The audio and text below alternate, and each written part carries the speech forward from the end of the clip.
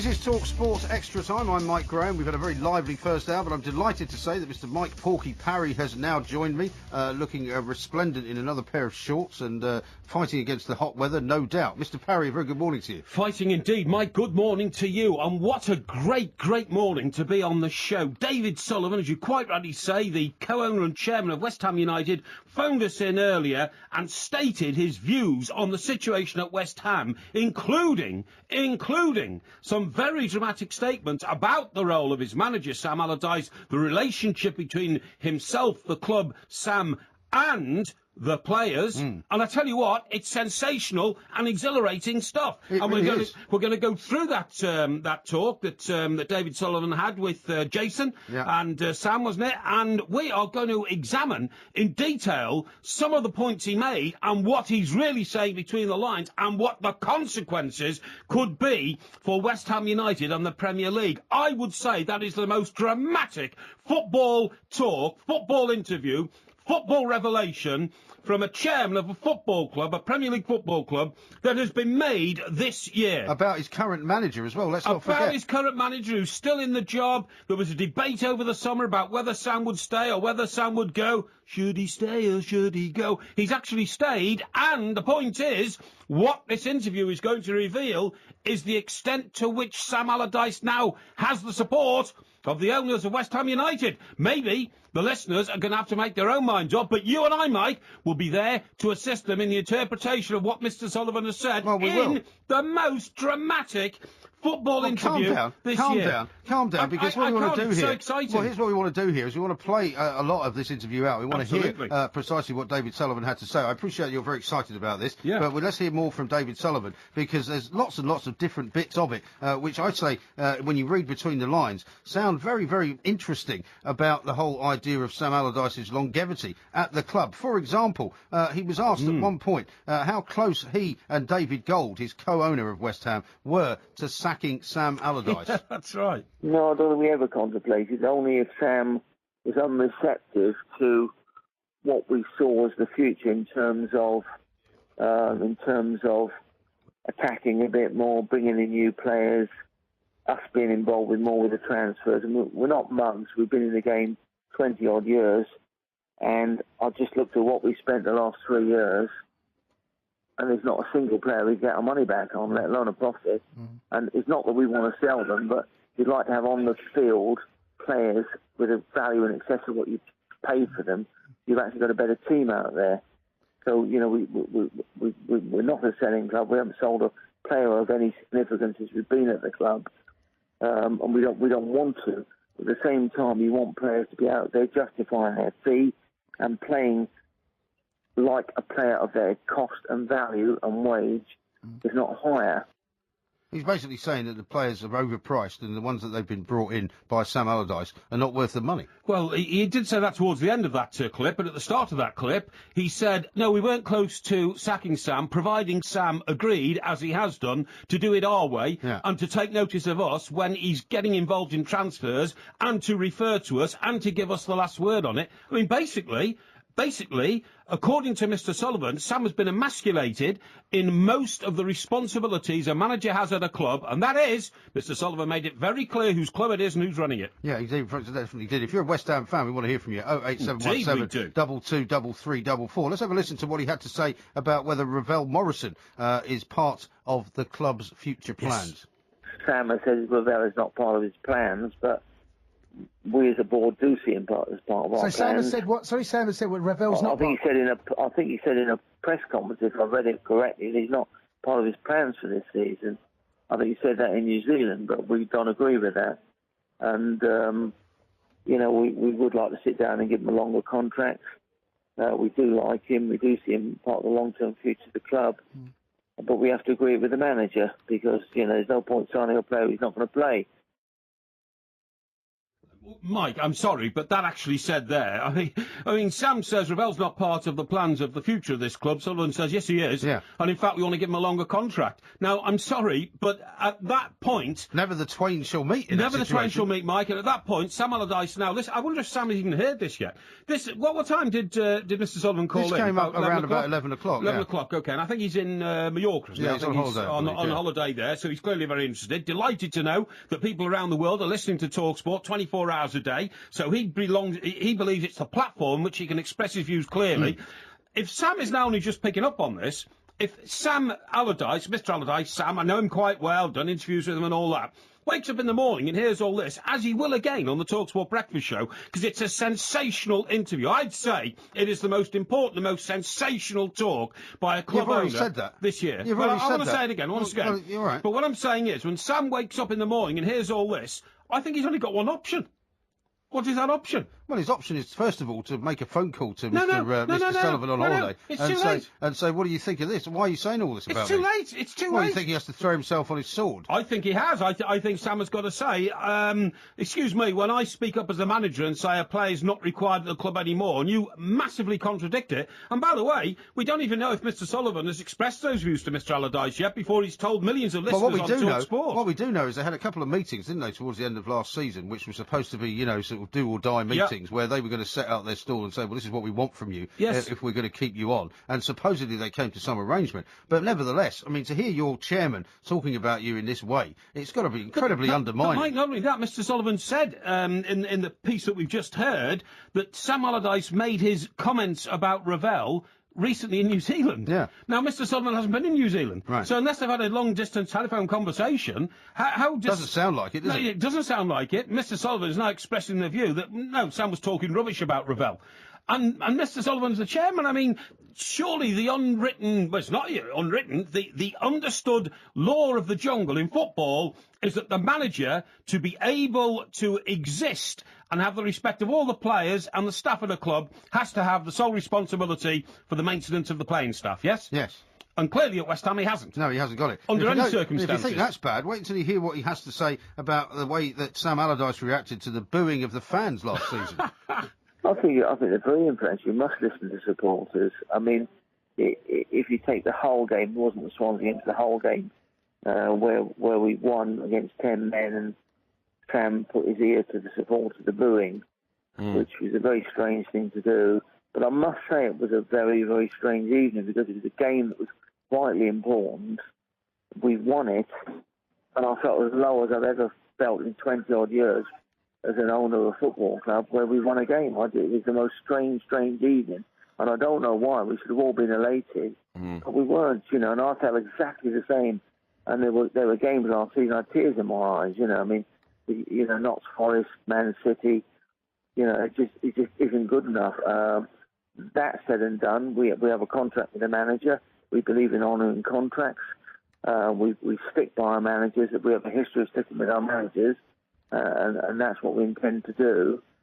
So he says we've got a contract with him, but if it wasn't for that, effectively, we might not be keeping him on. Well, that's what he hinted. What did he mean about very strange thing for Sam to put his hand to his ear? Well, think about what he said before that, where he said you've got to listen to the supporters. Yes. Now, when the supporters are unhappy, he seems to be saying, then you've got to understand that they're unhappy, and you can't make fun of them and sort of, supposedly ridicule them for booing you. Mike, you've interpreted that absolutely precisely. What he said was for Sam Allardyce to start literally mocking the fans by cupping a hand to his ear and making out that, I can hear some very strange noises coming from within this stadium, because Mr. Sullivan goes on to say, despite the fact that Sam felt elation at winning a game, Mr. Sullivan felt depressed at winning the game because the club was in such a parlour state, turmoil. He didn't ever want to be in that sort of position again. Very bizarre stuff. If you're a West Ham fan, you must be concerned about this, or maybe not, because a lot of West Ham fans would like to see the back of Sam Allardyce anyway. 08717 22 33 44. We'll take your calls and we'll hear some more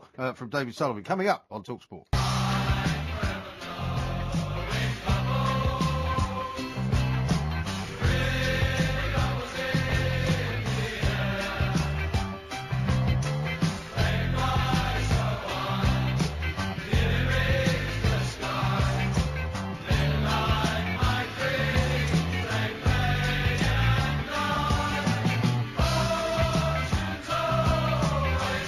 What on earth is going on at West Ham United? Yeah. We heard just before the break there, David Sullivan spoke earlier to Jason Cundy and Sam Delaney on the sports bar. He seems to be undermining Sam Allardyce with almost every phrase that he comes out with, doesn't he? I have never, in my existence, in my career, I've never heard the owner of a club so lay into his own manager, particularly as they had this debate over summer. Will Sam stay? Will he go? And eventually I don't know what happened. I think it was just like one vote, if you can see what I mean. I always believed that they didn't want to get rid of him and have to pay him off. I totally agree with you. That was the situation. In fact, David in Aberdeen says exactly this. He's texted into 81089. And he says, hi, Mike. He says, it's obvious they want Big Sam to resign simply so they don't have to pay him off. It's a disgrace what he said. Well, I tell you what, Mr. Sullivan is a very wealthy man because he's a very astute businessman. And he's also, presumably incredibly ruthless. You've got to be to make the sort of fortune he's got and to have the success he's had in life. Now, if he thinks that the easiest way to rid himself of a problem, and he sees Mr. Allardyce as a problem in several areas, as evidenced in the talk that he's given to TalkSport tonight. He sees Mr. Allardyce as a problem in several areas, and he wants to get rid of that problem. He's doing it the way that he must have conducted his business over the last 20 or 30 years. It's a war of attrition between himself and somebody who he thinks is not making a positive contribution to one of his businesses. Because that's what West Ham is to Mr. Sullivan. It's a business. He's been in publishing and I mean, he has admitted in the past, he said in one of those earlier clips that he had tears in his eyes that night when the crowd were booing because, he's obviously got an emotional attachment to the club. Yes. And he does love his football. Yes. However, as you say, that won't override his sort of essentially business-like qualities, which is not to waste money and not to employ somebody on huge amounts of money. He seems very upset that all the players have cost so much money and they're not worth it. And them to be worth it. And of course, you can imagine that this outpouring of incredibly honest reflection on the situation at West Ham by Mr. Sullivan has been triggered by the Andy Carroll situation. Because Andy Carroll has cost West Ham, get this, I don't know if you've seen this figure tonight, Mike, £7.5 million for every goal he scored for them. Is that right? He scored 2, and he cost £15 million. Yeah, it was 15. Was it not 17 million with all the bits that they added on? I saw the figures. It worked out at £7.5 million a goal so far. And he's out for another 4 months. He's not going to play now until January, is he? When you say 4 months, you're talking about 5, because, as I heard somebody say earlier on TalkSport, he's a big lad and he takes time to get back up to match fitness when he comes back. So you talked about the new year and all that. Clearly, Mr. Sullivan's triggered. Did he not say during the courtside interview, we can't play it all out because it was as long as 15 minutes, but I think he said during the courtside interview about putting all the transfer money eggs in one basket. Yes. And that basket, of course, was Andy Carroll. And Andy Carroll... And now all the eggs have gone rotten. Well, all the eggs have gone rotten, but also, didn't Andy... And look, by the way, I'm not making any judgment on Sam Allardyce's qualities as a manager. For goodness sake, man's got a tremendous track record at the highest level over a number of years. But Mr. Sullivan seemed to think that paying £15 million for a player who already had a track record of injury, who was already, being talked about as an injury-prone player within football circles, and, by the way, a player who's found it incredibly difficult to make any sort of impact outside of the environs of Geordieland, of Newcastle upon Tyne. And I think Mr. Sullivan thought it was a rash bout of spending. Well, let's hear what he had to say about Andy Carroll. Yes. And he's also the highest paid player in the history of the club. And it's unfortunate we probably made a mistake in, as I say, don't put all the eggs in one basket. And we've got an awful lot of eggs in one basket. So the old proverbs or cliches are very true. But at the same time, we have to accept this moment in time. The player's devastated, the same as we are. And we have to make the best of it and get on with it. But in the meantime, we have to get some points. Well, that's pretty clear, isn't it? It is pretty clear. I mean, the clearest that you can imagine. Look, what do you do here? What do you do here? You don't put pressure on a guy like Sam Allardyce, but I'm sorry. Well, he seems pretty impervious to pressure, doesn't he? I mean, if he wasn't that bothered by the booing of the fans, and he wasn't that bothered by the fact that it would seem that some of the players weren't getting on with him terribly well, he didn't seem that bothered that neither Messrs Gold and Sullivan were sort of putting all of their confidence in him. He seems a pretty hard-skinned, hard-nosed guy himself. But, Mike, before the end of the show tonight, we'll play out that clip about what Mr. Sullivan said about Ravel. That is so, to me, stark in terms of what Mr Sullivan's done to Sam Allardyce. If I was Sam Allardyce, I couldn't possibly remain as West Ham's manager tomorrow morning. No. The minute I listened to that, in which Mr Sullivan said, just to remind our listeners, you might have tuned in or might have been listening to this fascinating talk that David Sullivan's given to TalkSport tonight, he said that when Mr Allardyce was in New Zealand on the recent tour, he said, Ravel, now he's the boy, wasn't he, had a checkered background who came from Manchester United, right? And settled, they were hoping he was said to have been hanging out with the wrong sort of people. Exactly. They were hoping he would settle in at West Ham, but Sam says Ravel's not part of his plans for the future. That has been utterly and completely 180-degree contradicted by Mr Sullivan, who said, we think Ravel should have a longer contract. Yeah. I mean, how do you square that circle? You don't. How do you square that circle? Well, we'd like to hear from some West Ham fans. 08717 223344 is the number. Ken in Salford has texted into 1889. He says, Big Sam should walk away and let the board get on with it. God help the next manager. Well, that's the other thing. That's the other message that, in a way, that David Sullivan has sent out. He's basically said that, whoever does come in next... Has got to think like him. Has got to think like him. Has got to do as they say. Yeah. I mean, you know more about the ins and outs of football management and at board level. I mean, this is not the way that a lot of clubs have run, is it? Well, I mean, look, I can only take my own club as a case in point, in which the chairman's never even been in the dressing room, you know what I mean? And, well, not many chairmen go into the dressing room, to be honest, but I mean, what I'm saying is, it's completely hands-off. You appoint a manager, you let him get on with it. Now, that's the rule at most clubs. It was certainly the rule at Manchester United, except was it really? Because, of course, Sir Alex Ferguson was always aware of the financial restrictions the club were working under because of the way the club was bought and all the debt that was But you can't imagine that club. David Gill would tell him how to run the football on the pitch. Well, it's a more senior person than David Gill. It would be the Glazer family. Yeah.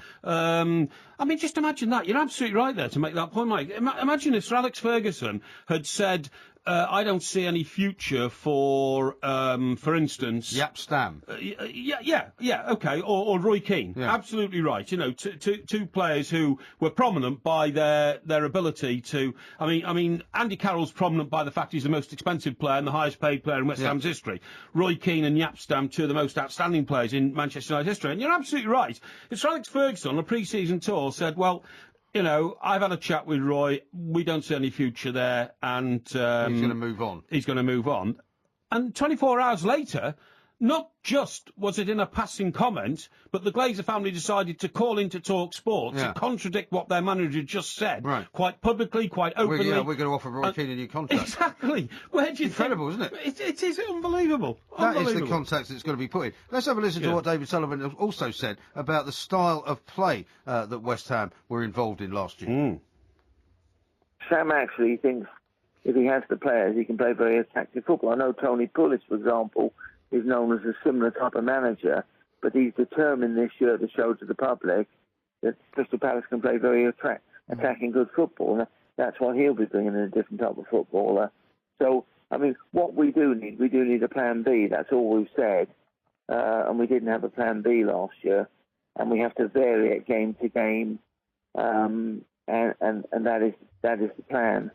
So the plan is to play more attacking football, but he apparently doesn't have the players to do that. Doesn't have the players. He hasn't got a plan B, so he doesn't know how to reverse things around. I mean, what Mr. Sullivan's saying there is he's actually giving managerial judgment. That's not owner judgment. That's not chairman judgment. That is, well, if I was the manager, I would change my tactics according to the team that was lined up against us that day. But the subtext, let's talk about the subtext, which is what we're all about here. Exactly. The subtext of that is Sam Allardyce doesn't know how to play attacking football. That's basically the problem. And that's the problem that West Ham fans have got with him, because they say, well, everybody knows that Sam Allardyce only plays one style of football, which I think is a bit unfair on Sam Allardyce, actually.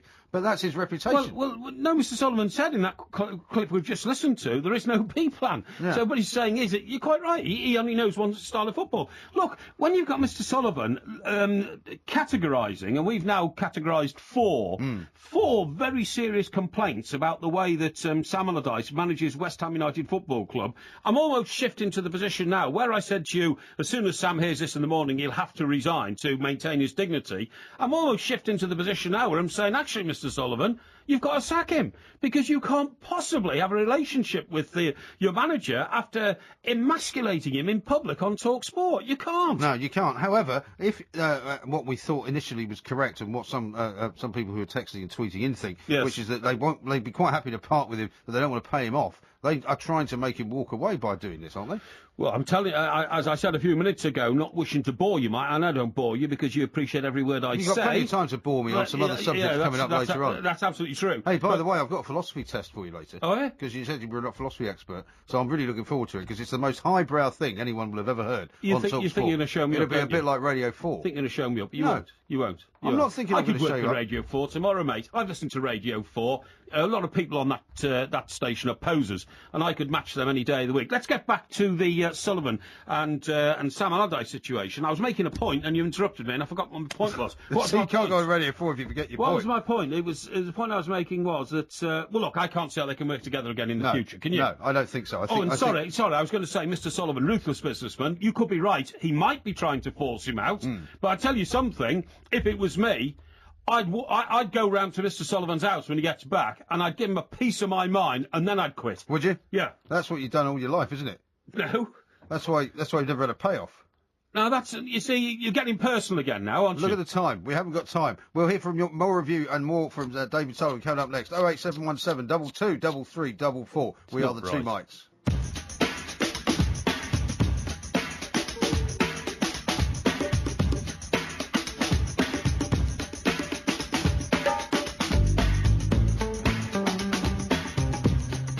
You know, we get tweets about Andy saying he came back in a terrible condition.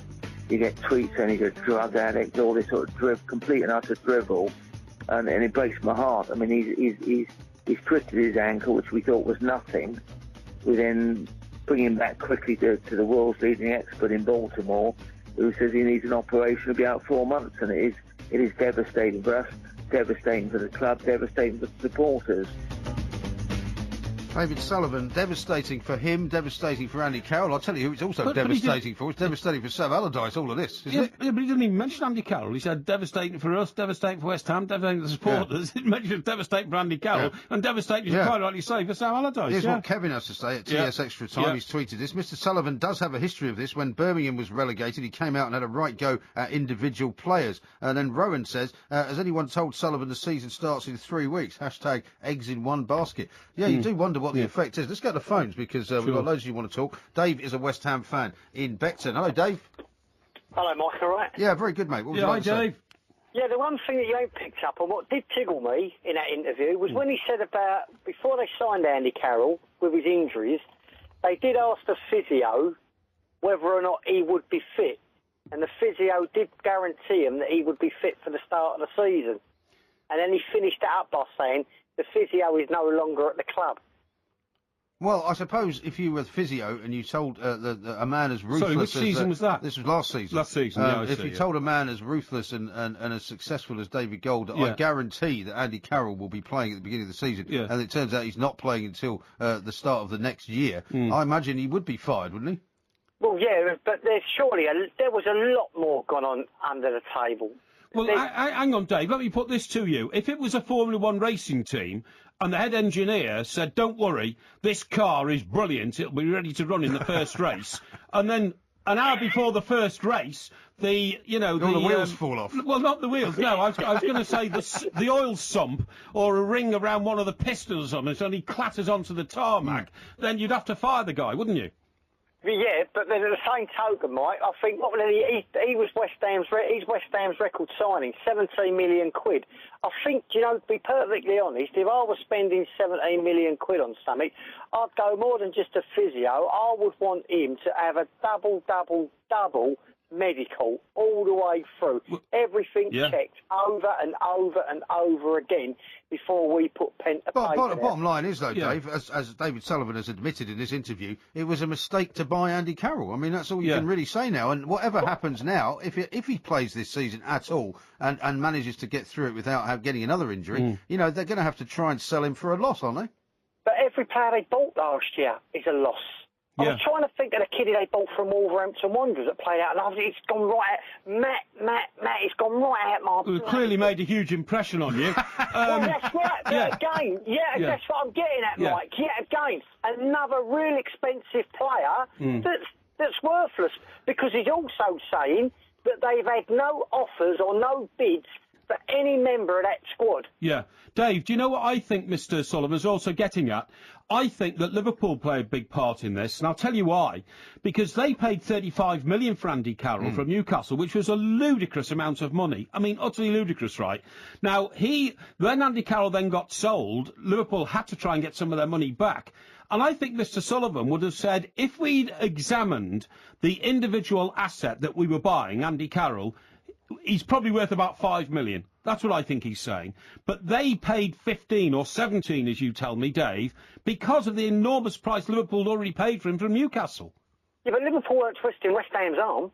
No, I know they're not, but what I'm saying is, I think Mr. Sullivan, you know, being the hard-headed businessman he is, would have said, I don't care about his transfer record. Hang on, let's go to the subtext of this again, though, Dave, because I think the subtext of what he's saying is that not only was the physio responsible for a guarantee, but Sam Allardyce told him that Andy Carroll was the answer, and I think that's what you're getting at. Yeah, all around. Every single player, even down to where they bought Joe Cole back on a free transfer from Liverpool, or from the French club via Liverpool. Lille. How much money did they give him to come back, and now they've farmed him off again? He's gone to Aston Villa, is it? Yeah, and funny enough, the news on Joe is he's injured as well on Aston Villa's pre-season tour. Yeah, dearie me. But again, all I'm getting at is just a complete. Since Allardyce has been there, I'd like to know if he would spend his own money like he's been.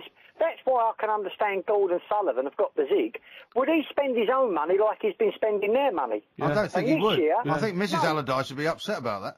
Yeah. What about Dave? What do you reckon, though, to Allardyce's position now, having listened to this interview and having listened to bits of it that we've been playing out? You know, what do you think is the chances of Allardyce keeping his job through the Christmas period and certainly at the end of the season? I think Sam Allardyce's job and his position is it untenable? Untenable, yes. Right after during the Man City game when the supporters were telling him to F off. Yeah. Well, and he stood there and he took it. Now, any man other than someone that's looking for... All he wants is the money. Me, I think, do you know what? I'd have wiped my mouth and gone, see you later. Yeah. Well, you see, that's a question... Let's put it this way. You could hear that. I mean, I watched it on the TV. And if I had kids in the house, you'd have had to turn the sound down. Yeah, you're absolutely right. It's a question of human dignity here, Dave, OK? It's human dignity against literally... the amount of cash you can get in deciding how and when to go in the face of utter humiliation from your employer. Utter humiliation. And the thing with it is, and that's what annoys me with him, because he has no feeling for the club and the supporters, because he would go and he would let someone else have a crack. But he's staying there for his own personal wealth, and the thing is with it is, again...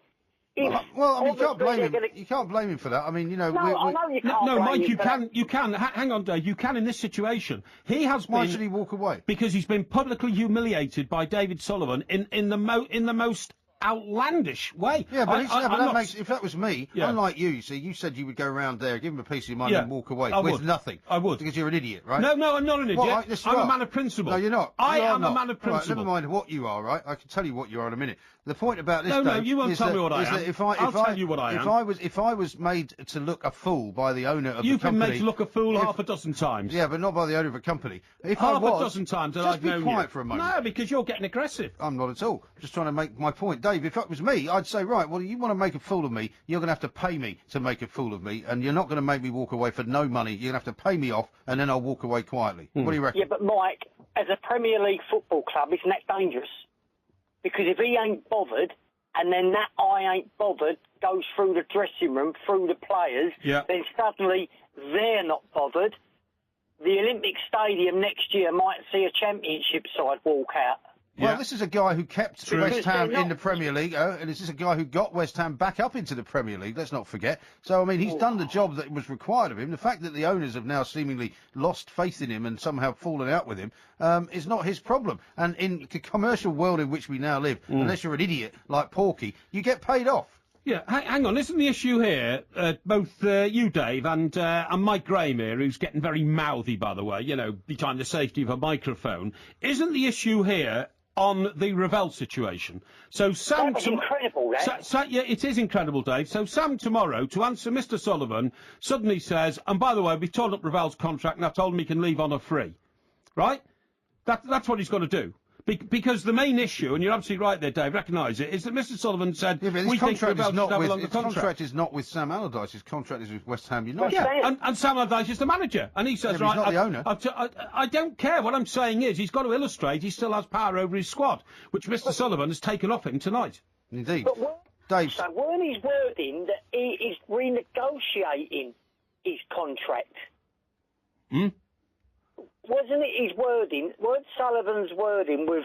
Well, he said he wanted to give him a new contract. No, That's what he said. We're going to let Dave go here because we've got lots more to do. I think Dave was talking there about the contract that Sam Allardyce has with the club, which might not have changed in writing over the summer, but which clearly, from what Mr. Sullivan said, changed to all intents and purposes when they told him that in future, when you're signing players, you only sign them when me and Mr. Gold want you to. Because we don't like what you've done in the past. Exactly. It's fascinating stuff. We'll still take a lot more calls from West Ham fans. That's the best interview I've heard from a top football boss this year. You've already said all that. I know, I'm going to say it again, aren't I? Because it's not getting through to your thick skull. 08717 223344. I'm much more interested in finding out, coming up next, why Mike Parry suddenly turned against lap dancing clubs. What do you mean used to quite like visiting them, as far as I knew. Institutions. This is Talk Sport.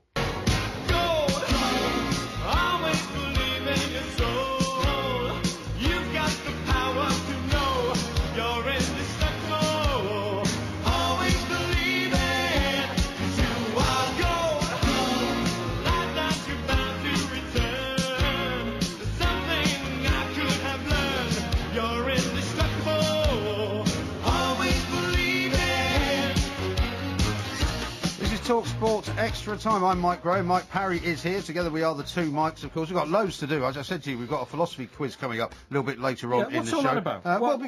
Why? Because we do a quiz every Thursday now. Yeah, okay. And sometimes you do better than others. Last week you said that one of your speciality subjects was philosophy. I didn't say that. Yes, you did. I didn't say that. You said you're an expert in philosophy. I didn't say that. You jump on everything. I just said I'm well read on philosophy, but I'm well read on a lot of subjects. Yeah. You know that. Well, you so don't it should read be pretty much. easy for you. You read everything off a tablet these days, so you only get, like watered down versions of stories. Keep taking the tablets would be my advice to you. Oh, really? Here's one How from original. David. Apropos of what I said just before the break there, if Porky wants to stop lap dancing clubs, he should stop going to them and searching them for the first Mrs. Parry. I don't go to them. He says, I'm only winding you up, Porky. Love the show. That's very kind of you. Thank you very much indeed. So what is this all about lap dancing clubs? Why has it become an obsession By the for way, you? I'm delighted we got stuck into the Sam Allardyce story. Yes. That was a brilliant story given to us by David Sullivan. All the papers will be picking it up in 24 hours' time. In 24 hours' time. It was a bit late for them tonight, but I mean, I will get stuck into that on the breakfast show tomorrow morning. Sensational story. And so Mike and I, Mike Graham that is, and myself, gave that a bit of serious to start the show. But now we get stuck into the subjects which can change your lives. That's what we're here for. Yes. Now, listen to this. Regency Spa Town, Cheltenham, OK, famed for literature, music and arts festivals, right? And particularly it's Ladies' College, Cheltenham Ladies' College. Yeah, well, funnily enough, Brian Moore has been tweeting about you and Cheltenham Ladies' College, but I'll tell you about that in a little while. Oh, really? Yeah. Oh, and has Brian got a view on myself and my relationship with Cheltenham Ladies? By the way, I did go out with a lady from Cheltenham's Ladies College as a younger man. I did. What, somebody who actually attended it, or somebody who was a secretary there? No, somebody who was a teacher there. Oh, really? Yes. Okay. So what did stick she that in your teach? pipe and smoke it. She actually taught home economics. She was a cookery teacher. Well, sort of. Domestic science, I think they used to call it. You know what I mean? But at a very high level. I mean, these girls come from extremely good homes. They would need teaching in, the finer arts of domesticity, yeah, but right? cookery's not really at the top of the tree, is it? Well, it is in that sort of world. You didn't sit around talking about philosophy with her, did you? No, I didn't. Why didn't she ever teach you how to cook then? No. In that sort of world, didn't she ever teach you how to cook? In that sort of world, those girls are. Would you like to answer the question? I'm just telling you. I am answering the question. Those girls are brought up to hold dinner parties for their spouses, their husbands, when they get into business and high society and all that, and they need to know not so much how to cook things themselves, but to get down into the kitchen and make sure that the cooks that they employ to instruct the staff. Exactly. That's exactly it. And that's probably where that rubbed off on you, right? So you've got your own domestic staff, Mrs. Mop. who doesn't actually cook for you. Can you be? Well, that's what It's not about my housekeeper. I don't call her Mrs. Mop. I call her that. She hasn't got a mop. That's how she's universally She hasn't got a mop. You haven't even bought her a mop. But she's got. That's an appalling state She's of got affairs. squeegee things to clean the kitchen floors and the bathroom floors. Yeah, Right. but I don't bring her a mop, Why do I? wouldn't she have a mop?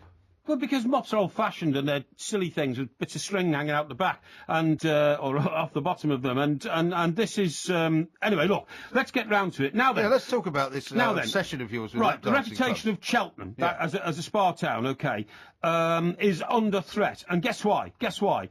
Because the council wants to stop lap dancing clubs from opening up there. And why? Well, because it's not good for the image of the town, is it? Well, the image of the town, presumably, is all about the race meeting that happens there at a time when something like 50,000 people come from Ireland alone and completely just. You know, I don't want to say. The 4-day festival I don't want in to say March. smash the place up, but I mean the place has got a reputation now. It rocks. It rocks. Yeah, well, that's one way of putting Been it. there for 20 Another way of putting years. it is that you have a load of drunken people rampaging around the town. Every hotel is absolutely rammed to the rafters. Right. All sorts of what you would describe as loose behaviour going on. No, not loose behaviour at all. Ebullient behaviour. Ebullient. Because people get right. Now then, the guy who's the hero of this story is Steve Smith, who's captain of the Cheltenham Citadel's Salvation Army. And he spoke sounds like a great job. Yeah, I think it would be. I think he's a fine man. And he spoke at a council meeting recently to warn against allowing any more lap dancing clubs. There are already some lap dancing clubs in Cheltenham. Well, how many are there? Well, I don't know. 2, I think. Well, you've been to Cheltenham loads of times. Do you go to Cheltenham on a regular basis? Yes, I do. Well, do you not notice what's there? No, because I don't go looking for lap dancing Well, clubs. you don't have to look for them. You just go past them in cars and you go, oh, look, there's a lap dancing club. Lap dancing clubs belong in Soho in London. They belong in sort of the West End of Newcastle. They belong in sort of parts of Liverpool. They belong... Well, so you're saying they've got a grubby urban place? They belong in parts of Cardiff. They belong in parts of Birmingham. They do not belong in Cheltenham, OK? Why not? And What's the so Salvation special about Army, Cheltenham? because it is a fantastic, dignified spa town. That's absolutely rubbish. Which must not be scarred and belittled I'm not having that. You by cannot women describe... dancing around poles in bars and men giving them money. It's disgraceful. You can't describe what happens to Cheltenham during the festival as a dignified spa town. It's not. Right, Mr. Everybody's Smith, having a party. Mr. Smith and the Salvation Army have started a campaign, reading this from the note to the council meeting, to set a zero limit on sexual entertainment venue licences. And Mr. Smith has said that he fears the rise of the clubs could lead to a rise in sexual assaults, maybe even resulting in rape. Alcohol-fuelled, sexually charged men do pose a risk, he told the council. How and would I'm he on know his he's in side. the Salvation Army? Well, because they are. What would he know about it? They are the burgers of decent Christian behaviour. That's why. Well, and so he Christian would know behaviour about it, wouldn't it? is not what we require in the year 2014. Thank you very much indeed. We don't need to be taught any lessons from members of the Salvation Army, even if he is a captain. He's not a captain. He's more than that. You said he was a captain. I think was he a captain? You said he was a yes, captain. Yes, Salvation Army captain at the Citadel. You're absolutely right. Now then, he's done his homework. He's reviewed places like Newquay. We all know where Newquay is. He's reviewed them. Yes. How do you mean? Well, he's got information on what happens when you allow too many lap dancing clubs into your town, and he concluded surface, isn't it? Men who view women as objects of sexual gratification will be at a higher disposition to commit a sexual crime. How does he know any of this? Well, because he's done the research on it. Why are you mocking this man who's just trying to uphold decent English standards? Because he's a dangerous man, I'm telling you, because he doesn't know, one, what he's talking about, two, he's suggesting that crimes may be committed as a result of these places opening, for which there is absolutely no evidence, by the way. You know, I'm not particularly a fan of lap dancing clubs. I don't frequent them, unlike you. You've never been to one? Of course I've been to a lap dancing club. But, in fact, it's all coming out now. I went to one. Well, no, it's not all coming up now. No, it's not all coming out now at all. The first lap dancing club I ever went to was in Houston, Texas. Texas? Because it was the first one that was ever opened up. And Houston, did you have a problem? I didn't have a problem, actually, no.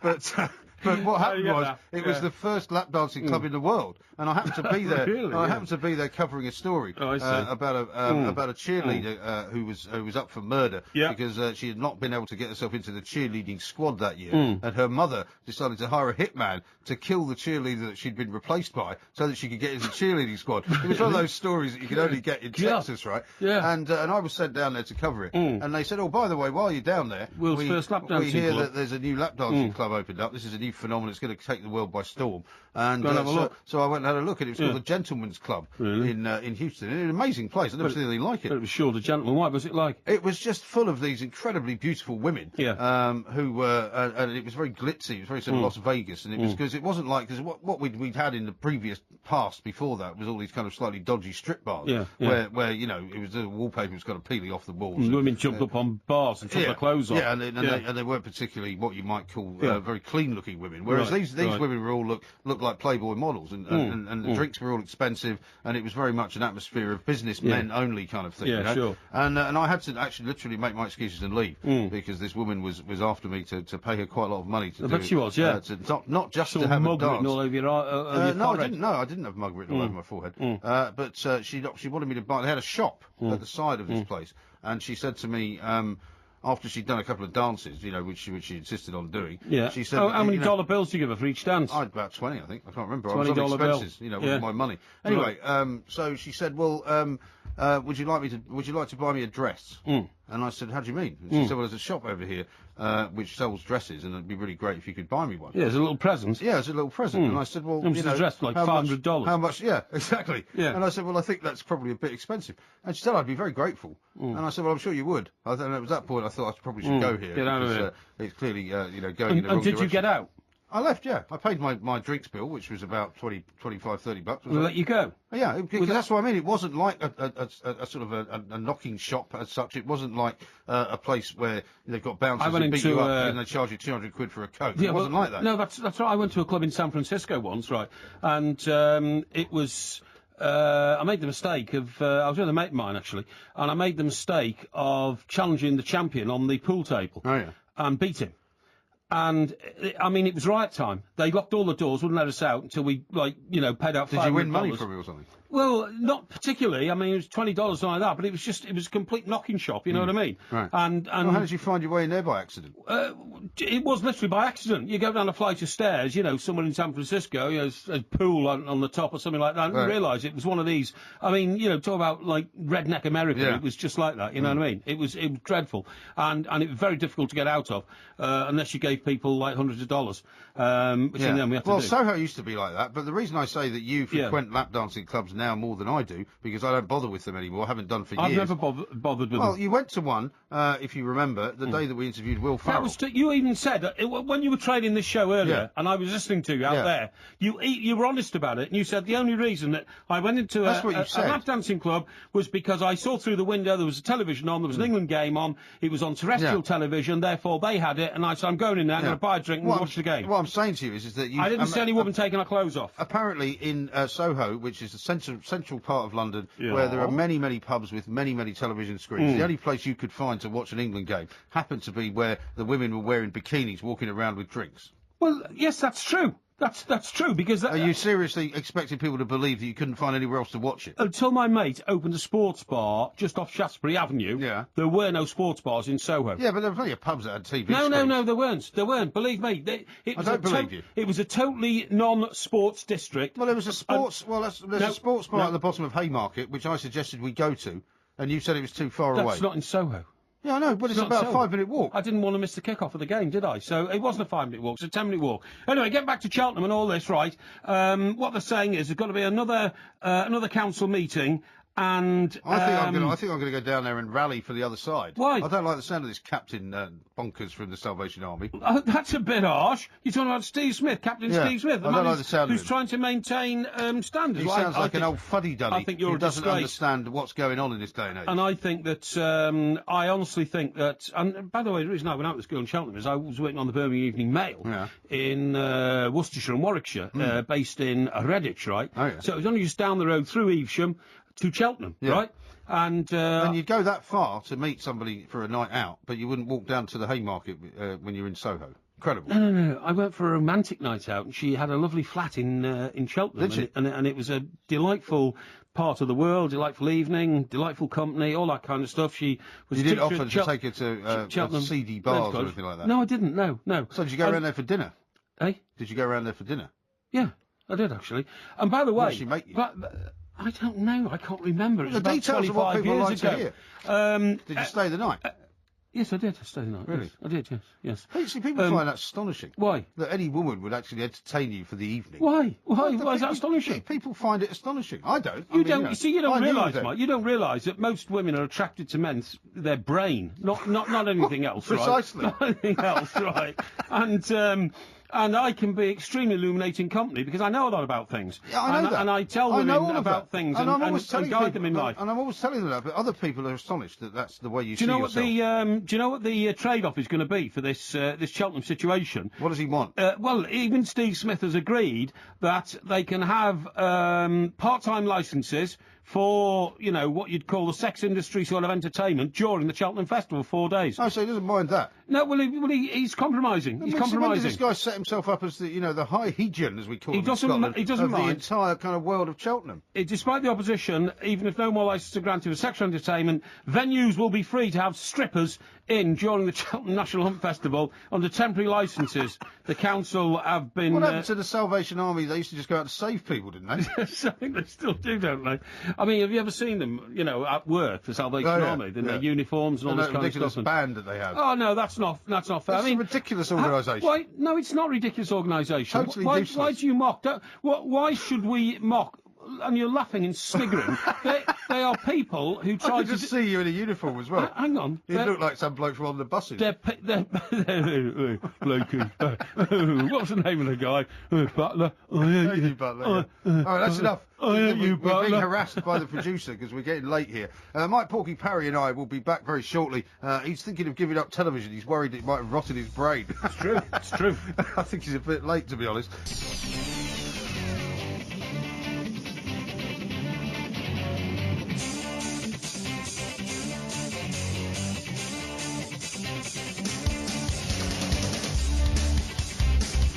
Good morning, I'm Mike Graham and he is Mike Parry. You're listening to Talk Sport Extra Time. We'll keep you entertained throughout the course of the night. We've been talking about a great many things on the show already, and of course there's a lot more to come as well. There's a philosophy quiz coming up for Porky Parry. We've got a guest coming up in this hour to talk about sleep deprivation. We're going to go over to Australia a little bit later on in the show as well. We'll talk about the Commonwealth Games, loads more to come. Keep your calls coming in as well, 08717 22 33 44.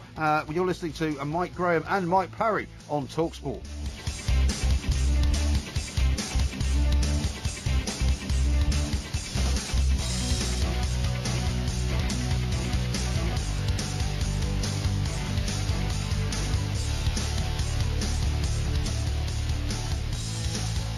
This is TalkSport Extra Time. Don't forget you can text us on 81089. You can email us via the website talksport.com, and of course you can find us on social media at MikeParry8, at TS Extra Time, or at IROMG. Here's a couple of tweets that have come in as well. I agree with the Sally Army bloke, says somebody who is just not giving their name. He says, I think lap dancing clubs are a disgrace. I much prefer the traditional pub stripper who passes round the pint pot. Dear me. Dear me. But what sort of class of listener are we attracting these days? The thing is, and here's another one saying, here's another one who says, no way did Porky beat that pool champion. I saw him doing the TalkSport pool challenge. Now that's a good point actually, because you're not that good at pool. I was years ago. Were you? Yeah, I was known as Dead-Eye Dick in both... I thought that was because you were a good darts player. Well, dart and pools, but in those days... Pools? Pools, That's different. Yeah. That's where you mark the X in the box. Pools, that's right, yeah. No, in those score days, draws. When I was at my peak as a darts player and... yeah. I know that you've never been at your peak. Yeah, I have, yeah. It wasn't pool anyway, it was snooker. Right. And it was on full-size snooker tables. Right. And you must have had to use the rest a lot. No, I didn't have to use the rest Even when a lot. you were just going across the board? No, I didn't, no. And I was dynamic. What about the spider? I was dynamic. No, I could never use the spider. It was too high off the You could never get to there. That was very high. No. But no, I was formidable, and formidable. That's right. Yeah, and I didn't have a problem there at all. But look, it's only a matter of your standards in life, Mike, which you find very hard to accept sometimes. I am not a frequenter of lap dancing clubs. I find them to be a place where you spend an awful lot of money for not much return, to be honest. And at the end of the day, what are you looking at now? What are you pointing at? I'm pointing at a graphic that's just come up on one of our internal screens. Cost per goal for Andy Carroll, £7.5 million. Scored 2 goals since he's been at West Ham. But anyway, there you go. Now, what are you laughing at? It's been pointed out to me that you've just referred to Sky Sports News as one of the internal screens. I think we're at mission control here or something. Well, the screen's in the There's a guy out there, sort of putting special stuff up on a screen for us. Well, We've actually, I'll tell you what, the one that's blank, right? The blank one, the one that's just black, that's the internal screen, which clearly doesn't work. They used to put things up there like, coming up on Talk Sport, the next live game is going to be on. It would always be wrong What as well. I meant was, it's a screen in here, not outside. Now, you see, your feeble-mindedness extends to the fact that you spend hours and hours and hours a week watching television. That's not true. Yes, you do. I watch hardly any TV. Do you know television? You're the one that's obsessed with Coronation Street, a show that I've never watched, a show that I'm very proud that I've never seen. But it's very different. How is it different? It's very different, because I'm about to explain to you. Go on. Television is the... do you know who invented opium? Television, by the way? Yeah, Logie Baird. Yeah. Do you know where he was from? He's from Scotland. Yeah. Do you know where he was when he invented it? Edinburgh. Hastings. Hastings? Yeah.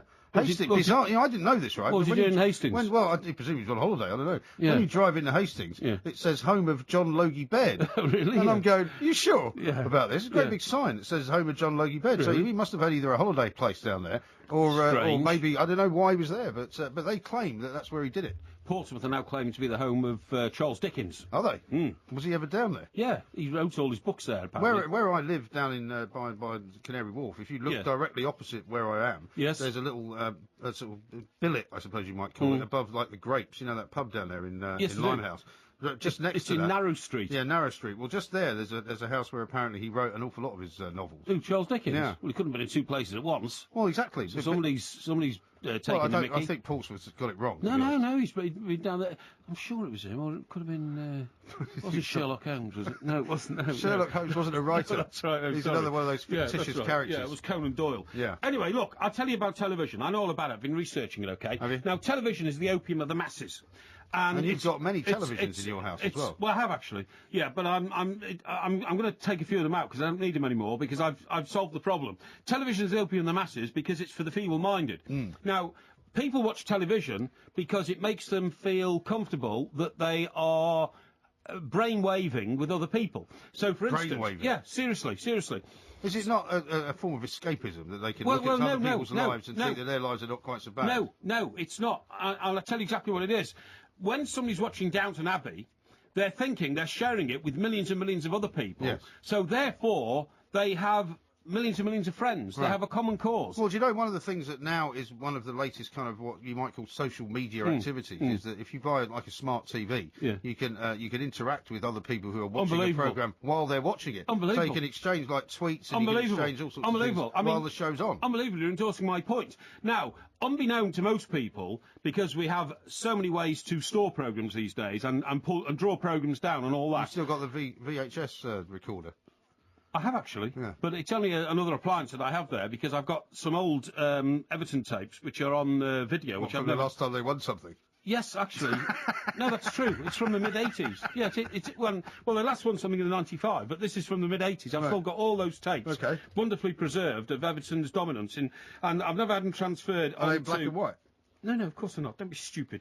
Anyway, the point of the story is that people like watching it live because they feel that they're part of something. Yes. So that means they can go to it next day, and then for the first 15 minutes they can gossip with somebody about, did you see Downton last night? It's the old water cooler conversation, isn't it? That's right. You see Downton Abbey last night, you see this, you did that, I can't believe that, And people do this about Coronation Street and all that kind of stuff, okay? Now, this is for the feeble-minded to try and feel that they have a life to live and they're part of something. Well, why do you watch Coronation Street? Well, you see, this is so interesting, Mike. This is why I'm so different. This is what sets me apart.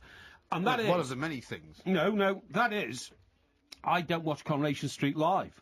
You see, most of the time in Coronation Street on, I'm busy. I'm either preparing to do a show with you, or I'm out and about. Or you're recovering from doing a show with me. Or recovering from doing a show with you, or whatever, or maybe out and taking drink and meeting my contacts. Hey, by the way, you posted a picture of yourself in a pub the other day.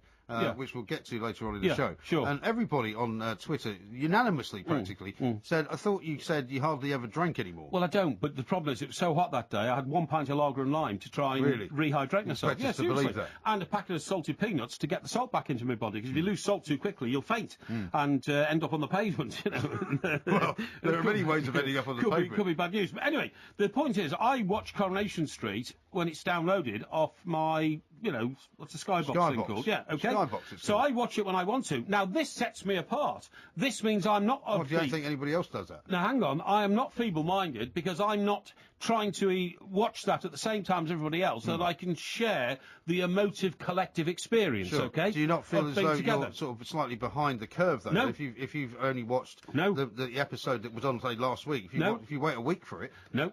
Because it's all over the papers as well. No, I'm bright enough to be able to anticipate what's going to happen anyway, so that would happen even if I was watching it in live, real time, okay? Yeah. Now, the other indication of the feeble-minded are people like you who... I don't watch Coronation Street. No, but you go to concerts. You go to live concerts and watch bands. Yeah. That, again, is for the feeble-minded. Why? Because what you're doing is, you're going to a concert to be in a room with thousands of other people so that you can have a collective sort of mass adulation of somebody like Paul McCartney, okay? Well, he doesn't normally come around to your house, does he? No, of course he doesn't. Like you get an opportunity. I mean, frankly, if I could get Paul McCartney to come and play in my living room, I'd be more than happy to do that. But you can. You can, this is the point. You can listen to Paul McCartney on your own, on a CD, in your living room. That's not the same as him being there, though. See, what you don't understand about going to see somebody live is a live performance is a much different situation than listening to a CD. Of course it is. But it's a performance for the feeble-minded. You just want to be in a collective mass adulation with other people to make you feel part of life. I'm the least likely person. I mean, it's a bit like me saying to you, you go to football for that reason because you want to be in a collective shouting and cheering the same things as everybody else. No, not so at all. So why do you go to football then? No, I go to football to follow my own club and show my appreciation of them. And why can't you just watch it on television? And my devotion to them. Well, I do watch most of my football on television. And in fact, I'll be watching a lot more football on television next season. Watching television. Yeah, except for football. I put brackets except for football. So like every kind of announcement that you make, there's always something in the small print. Now listen, let me just develop my point because you keep interrupting, and I do hate it when you interrupt because I lose my flow. It's just that we're having a conversation. We're having a conversation. The point is, 1 minute I've been told by the producer. If you want to listen to the pure, studio produced, immaculately engineered music that your favourite pop stars make, mine being the Beatles and Oasis, something like that, then it's on a CD. Only the feeble-minded go to a concert. You can just download it now. Only the feeble-minded go to a concert where the quality is poor, the sound is poor, people interrupt you. When was the last time you went to a concert? The conditions are poor. When was the last time you went to a concert? Trying to get a drink. I went to see Paul McCartney at the O2. When? Oh, well, a year or two ago. Are you going to tell me the sound quality wasn't good? Well, it was very good indeed, but I had a box on the side of the stage. Oh, super. So that was pretty good. So you were in a cage? Sorry, no, it wasn't a cage, no. And it was the best box in the house. It was the best box in the house. And why was that so funny? Why do you think that was funny? I just have this vision of you in a cage at the side of the stage. I don't know why. Why? It just appeals to my sense of humour. Idiotic apparition, honest to God. Dressed up like one of those guys from Planet of the Apes. That was an amazing weekend, by the way, after you talked about all that. We'll talk about that very shortly. Coming up, we'll have more of an explanation of Porky Parry and his bizarre world. It's all coming up on TalkSport.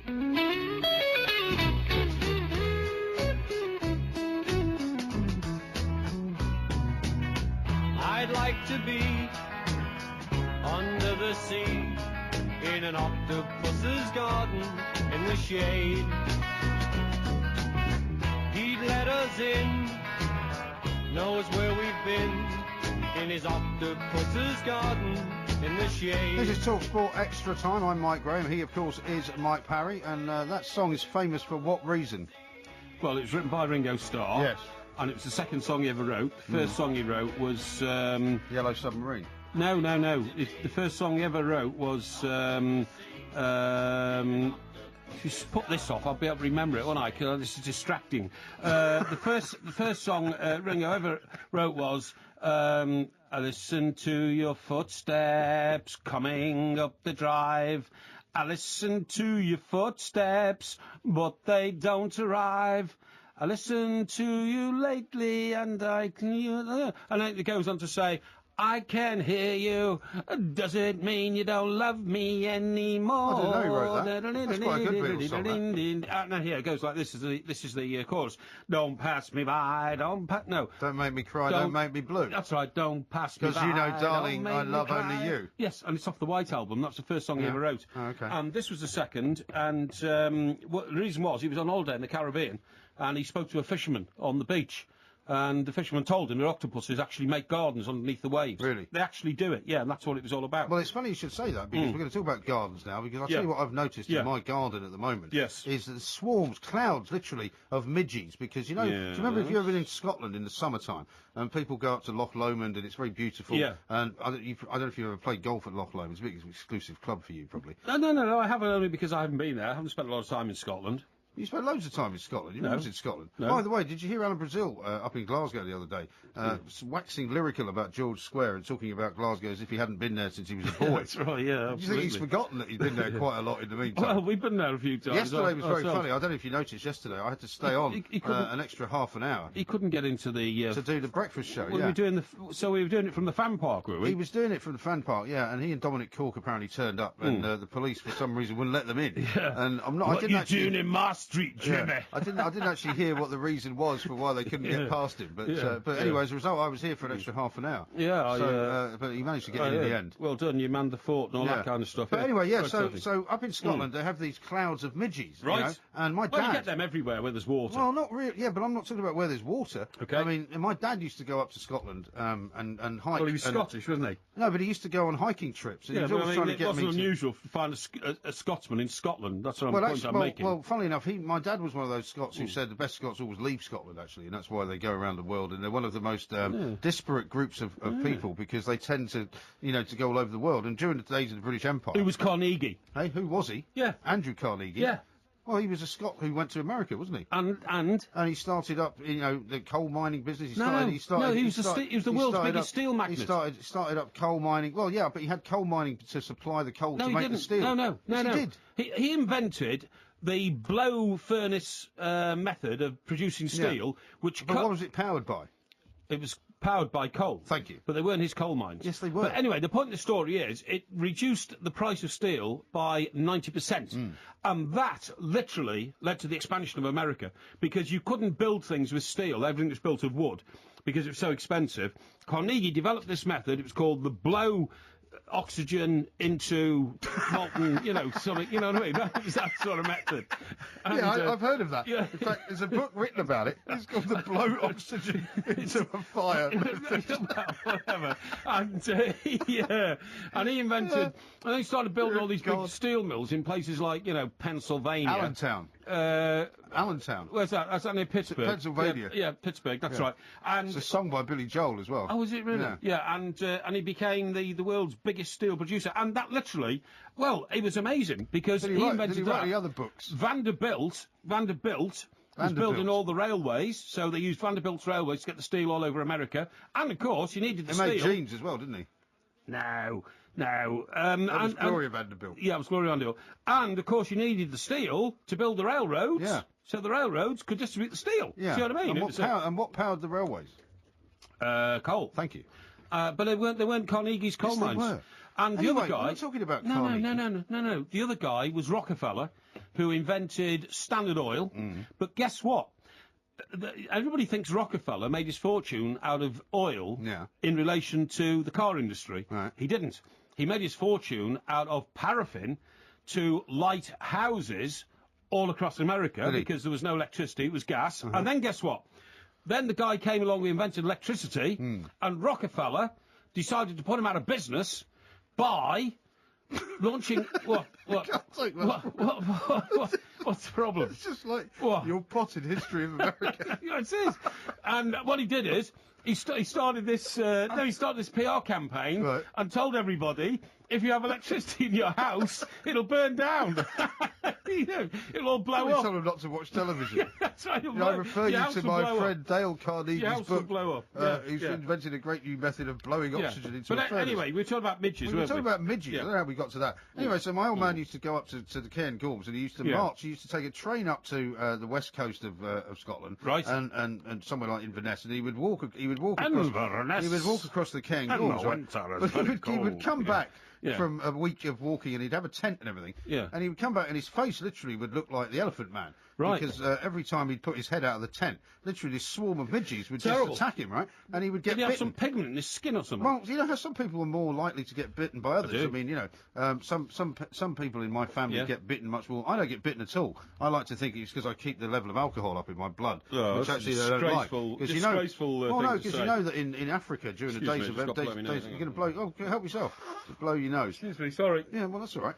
It's the air conditioning. In the days of Africa, people were told to drink a lot of quinine with their gin because quinine in the blood would actually keep the mosquitoes away, right? But do you know what the consequence of that was? Not what? They all became quinine addicts. Did they? And a lot of them died of it. Because Mickey quinine. Sorry? Mickey quinine. Mickey quinine, that's right, yeah, but the quinine is very, very addictive. Right. And people were taking it, and they were literally getting up in the middle of the night and rushing to the fridge and drinking like 6 bottles of quinine. And a lot of them poisoned themselves. I don't think they had fridges then, did they? Well, they did, yeah. They had like sort of cold They could have stores. borrowed some ice from the Spanish Inquisition. I suppose so, yeah. Well, you know. Anyway, listen. So, these midges literally were in swarms in Scotland, and he was always trying to get me to go with him. And I was like, you know, no, my sister went, my mother went with him. I was like, I'm not hiking across Scotland and the Cairngorms, not for me. But I've noticed lately, and this shouldn't be the case in South East England, that there are swarms of midges now in my garden. When I go out to certain parts of the garden, I look up. All I can see is like literally a massive cloud of midges, and they don't go away. Normally, if you blow smoke at them, they go away, but these ones don't go away. Smoke? What, you smoke a cigarette and blow it in their faces, so to speak? Well, you blow it at the cloud of midges, and normally it goes away, but it doesn't go away. But they don't bite me. They just want to be near me. I've looked this story up since you told me about this, and what I don't get, Mike, is this.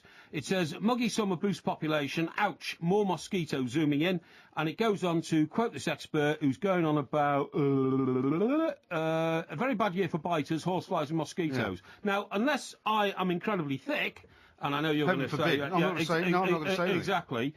I don't think we've got any mosquitoes in this country, have we? Well, I think we're getting different insects. No, we don't get mosquitoes. I've told you about those 2 massive wasps, and I did some research after we talked about it. Yeah. And the bulk of information that had come my way seems to suggest that it was a European hornet, right? Now, I haven't seen any more of those, but it's very unusual. Now, I've also seen bees which are much bigger. I've seen a preponderance of horseflies. I've seen big bees. I've not seen horseflies, but... A lot of horseflies. But mosquitoes, I just... If mosquitoes exist in this country... Why aren't we all taking malaria tablets? Well, maybe we'll start having to do that, because obviously the heat is such that at the moment there's quite a bit of dampness, as you say, anywhere near water, which is where they like to live. You know, they're laying their eggs. People should be dying of malaria if there's mosquitoes in this country. Well, mosquitoes carry malaria. Well, what they do is they land on your body, they put a probe thing into your skin. A stinger. A stinger. They suck blood out, but it's like a sort of electrical circuit. As they're sucking blood out of your skin, they're injecting their own vomit into another part of your skin. Image. No, it is. This is where malaria comes from. This is why you have to take malaria tablets and that kind of stuff. So if this report is true, I do expect people to be dying of malaria very soon, and that's why I question it. That's a cheery. Well, I question it because people aren't dying of malaria in this country. All I can tell you, and they never will, because we're not sub-Saharan Africa. And that's where the mosquitoes live. All I can tell you is that there are midges now, the like of which I've never seen in the south Well, midges part of is England. one thing, mosquitoes is another. I don't get this. This guy claims to be a spokesman. I question the idea of mosquitoes. You question the idea of mosquitoes? I do. Well, I mean, just keep your eyes out. I mean, think for it, you don't own a garden, right? You've just got a roof garden, which is not the same thing. I think you'll find it is. I think you'll find that it's got paving on it. It hasn't got grass, has it? It might have paving on it, but it's got all round the edges. It's got plants, plant pots, bushes. It hasn't got bushes at all. It's got plant pots. I'm sorry. It's got plants. It's got bushes. It is not a verdant green scene. It's got plant ensembles, right? What are they? Well, it's a row of plants. Where'd you get your plants anyway? Well, the garden centre. Or something? No, they're ridiculous. My housekeeper goes off. Mrs. Mott goes off and buys them. She does. So, can you name the plants? Have you got any particular favourites?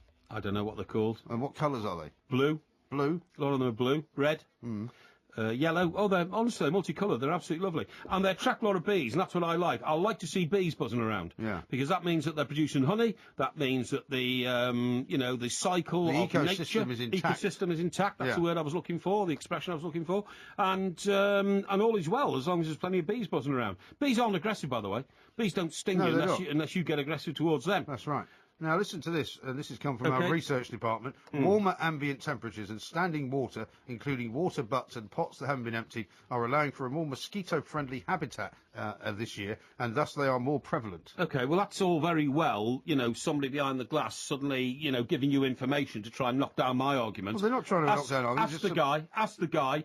How many cases of malaria have been reported in this country this year? How many cases of wine have you drunk this year? No.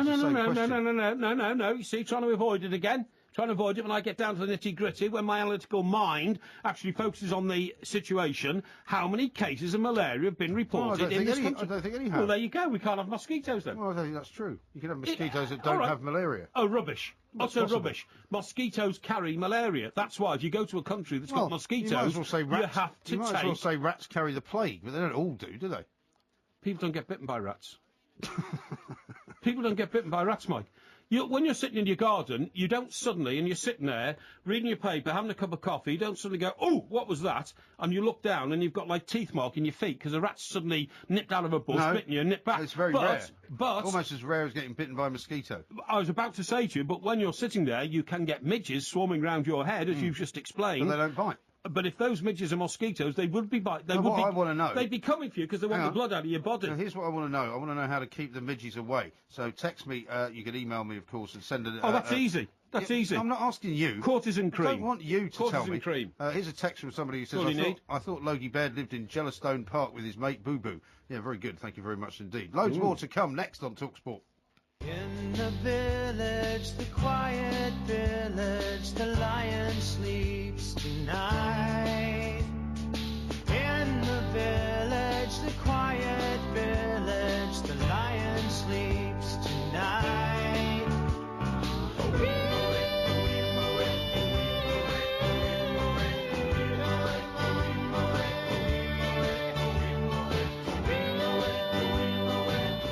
This is TalkSport Extra Time. I'm Mike Graham. Do you like that one? That's your sort of music, isn't it? That was written by Elton John, wasn't it? No. I think it was. No, it wasn't. I think it was. Absolute rubbish. That comes from The Lion King. No, it doesn't come from The Lion King. The Lion King adapted it. It comes from The Lion King, and the score... Elton John wrote The Circle of Life, which was the other piece of music which was played at the end of the film. Elton John wrote the score for The Lion King. Right, The Lion Sleeps Tonight. And therefore, if that was from The Lion King, I'm telling you that is probably an Elton John composition. Well, it isn't. In the jungle. What are you laughing at? Oh, somebody's tweeted me, which I've just retweeted out. James has tweeted 2 pictures of you dressed up as a member of the Salvation Army. It's brilliant. Absolutely brilliant. You mean a made-up picture? Yeah, it's photoshopped, yeah. Photoshop. What does that mean? What's Photoshop mean? Photoshop means that they've basically just put your face inside the Salvation Army uniform. That's ridiculous. It is fantastic. Check it out. I've just retweeted it. You can send it to @IROMG.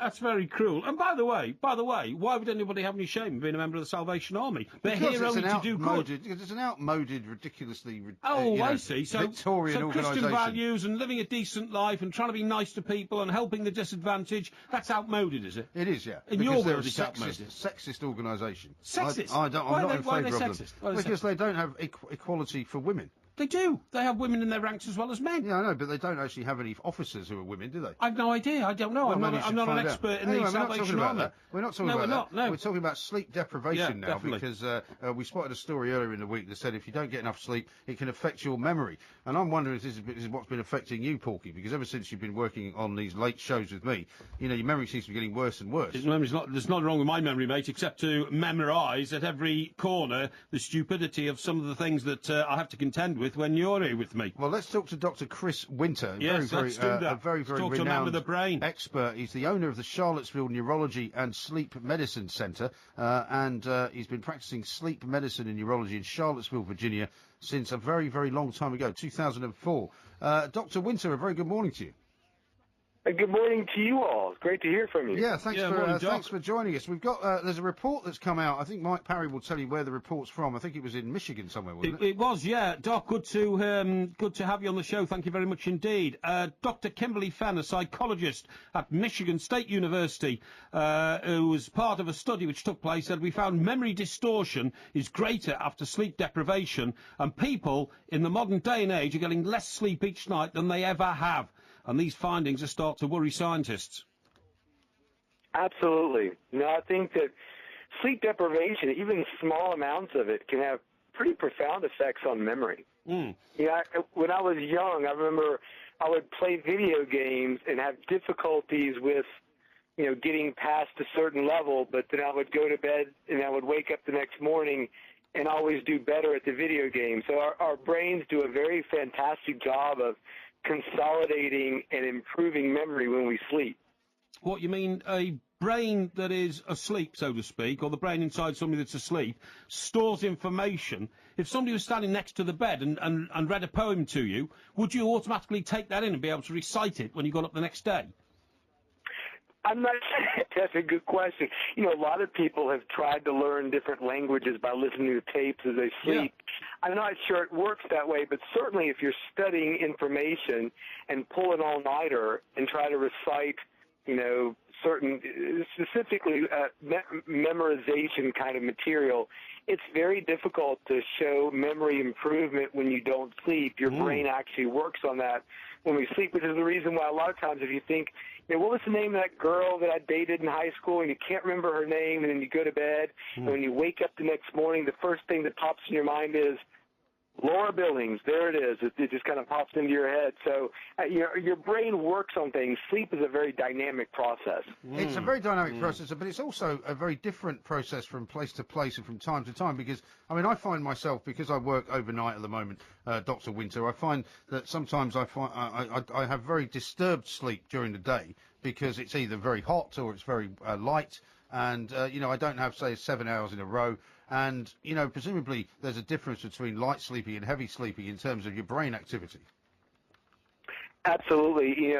Individuals who are engaged in shift work like you or like a lot of professional athletes, you're putting your brain in an automatic disadvantage. I'm glad you've likened me to a professional athlete, because that's very much how I see myself. Yeah, well, nobody else does. Absolutely. Yeah, you're living the life of a professional athlete, having to be awake and be on your game late at night. That's very difficult. Your brain understands, when it's night and when it's day, and to try to, trick it or fool it and be awake during the night and sleeping during the day is very difficult for most people. Now, Doc, in this country at the moment, we're going through a heat wave. I cannot sleep, seriously. It's just impossible. We're not big into air conditioning in this country because we believe that we have so little good weather, it's not worth us investing in air conditioning in our homes. But that leads me sometimes to going 2 or 3 days without sleep, and then I feel groggy, and I feel, discombobulated, and I feel languid, and I've got no energy. How do you get over that? How can you possibly get over that? You simply can't sleep because your body is too warm. That's a well-known factor, isn't it, for depriving you of sleep, being too warm? Absolutely, and once again, you're right in line with the professional athlete. A lot of elite athletes feel very hot when they sleep at night. So one thing I would suggest to use is a fantastic product called a chili pad, which is actually a mattress pad that circulates water through it, and you can adjust the temperature of the water circulating through these tiny tubes in your mattress pad, and you can actually heat your bed up to 119 degrees, or you can actually cool it down to 46 degrees and then Fahrenheit. So it's wonderful, and it takes very little energy too, so you don't have to break the bank trying to cool your entire flat when all you need is just your mattress pad. Does it replicate the sensation of sleeping on a waterbed? Because I could never quite get used to waterbeds when they were all the rage. It does, and you'll feel like you're sleeping on your same mattress. It'll just feel like it's significantly cooler. Well, that's brilliant. Now, also, what we've picked up on in this country, Doc, is that scientists are working on a seat belt, that's a safety belt in a car, which can detect whether or not you are starting to fall asleep at the wheel of a car, because apparently up to 85% of automobile accidents can be put down to drivers being too sleepy. Absolutely. That is a big problem in our country as well too. The idea of how do we treat sleepy drivers in relationship to how do we treat drivers who are intoxicated with alcohol. A very famous comedian and actor Tracy Morgan was just in our country involved in a near-fatal automobile accident because a driver had been up for well over 24 hours. Oh yeah, sleep. He was in a limo accident, wasn't he? Absolutely, yeah. So, there's a real debate that is coming in our country, and maybe in yours too, about what do we do with individuals who are willingly depriving themselves of sleep and then driving, because you could make a very strong argument that the sleepy driver may be more impaired than the intoxicated driver. Without a shadow of a doubt. If you're driving around with your eyes shut and your face on the steering wheel, you've got no chance. At least if you're in... well, you haven't, have you? I don't think you're going to be driving around like that. Yes, you are. If you're intoxicated, at least you've got some sort of awareness of where you are. Well, is that what you exactly. reckon? I mean, most people who are intoxicated, if they drive, they're very aware of the fact that their abilities are impaired. Yeah. Versus a sleepy driver who can get behind the wheel and feel quite good, and 20 minutes later, you're nodding off. And so the awareness of the impairment can often be very minimal in the individual who's sleepy. Sorry, does that mean that actually a very tired driver is more of a liability than an intoxicated driver? Well, it's a matter of degree, sure. I think so, because the tired driver may not be as aware of his impairment as the intoxicated driver. Yeah, you can argue the intoxicated driver's making bad decisions, but I don't know. It's a controversial point. Dr. Winter, thank you very much indeed. Doctor, thank you. If you're having a drink, you shouldn't be driving at all. Oh, of course not. They should change the rules on that. No you way should in the not world. be allowed to have a drink. There's no way in the world that... So how does this seatbelt work, then, that you've heard about? How does it keep you awake? Does it got some electrical current running through it or something? No. What happens is it's all about the way that your body reacts to when you're falling asleep, right? Your body droops, and therefore it puts pressure on the seatbelt. Yeah. So like by the time if you're drooping, you've already crashed. No. You know, in a crash, a seatbelt is supposed to immediately tighten up and hold you where you are. This has the same effect, but at a much lower level. Do you see what I mean? I think it's ludicrous. What I would do is I'd have a little box on the steering wheel, and every 30 seconds, whether you were tired or not at night, what happens is the song "Wake Up, a little Susie, wake up, da-da-da-da." No, that would be annoying. But it would be annoying, but it'd keep you awake, wouldn't it? If you had that, every 30 seconds blasting out, that would keep you awake. That would be guaranteed to keep you awake, because nobody is going to sleep through that if they're just nodding off. By the way, The Lion Sleeps Tonight was written originally in 1939. Oh, was it? So there's a pretty good chance it wasn't written by Elton John. Well, he's quite old. It was originally written in Zulu. Not that old, obviously. It was originally written in Zulu, written by somebody called Solomon Linda. It was originally with the Evening Birds. A South African record company published it, called the Gallo Record Company in 1939. It's a great song, isn't it? It is a great song. Mawimba Way is actually the original lyric. Mawimba, Mawimba, Mawimba Way. Mawimba. That's the chorus, isn't it? Mawimba Way. Mawimba Way. Mawimba Way. Mawimba Way. Yeah, it's like that. Mawimba Way. That's how it goes. Way. Perhaps we could play that to keep people awake in the car. Seriously. Mawimba Way. Mawimba. Wake up, a little Susie.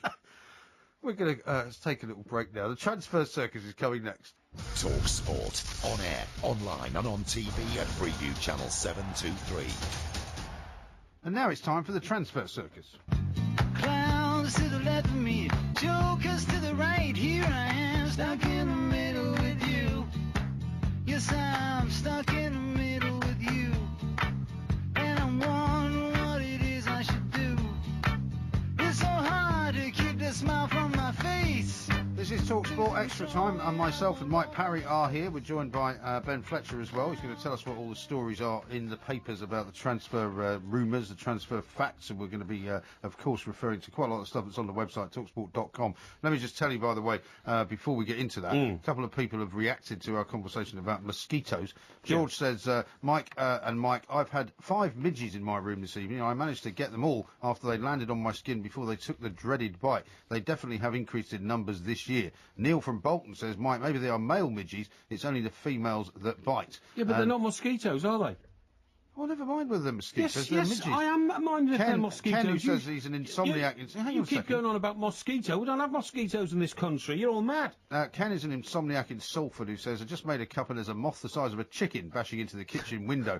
I hope he's edible. I'll put the chip pan on. But that's not a mosquito. I keep there's a telling lot you more insects around at the moment. There might be insects around, but mosquitoes carry... Ben, do you not agree by with the me? way, Mosquitoes carry malaria. If there were mosquitoes in this country, we'd all be in hospital suffering from malaria, dying, you know. Well, can you answer me this question? Why is it that if we're in a pub garden, generally outside at this time of year, very, very rarely am I bitten? People next to me will come out, they'll have 4 or 5 bites all up their arm. I was in Portugal last year, bites all over them. Some people just are more susceptible to it. Yeah. I think it might be a blood type thing. Andre has tweeted to @IRING. It's the odour your skin gives off, by the way. Listen to this. Please tell Mike, before his pills wear off, mosquitoes carry malaria from one human to the next and are not a source. So if they're biting people who don't have malaria, and then they bite you, they're not going to spread malaria. Yeah, but hang on. If nobody in this country's got malaria, a mosquito cannot actually make you have malaria. Hang on, mate.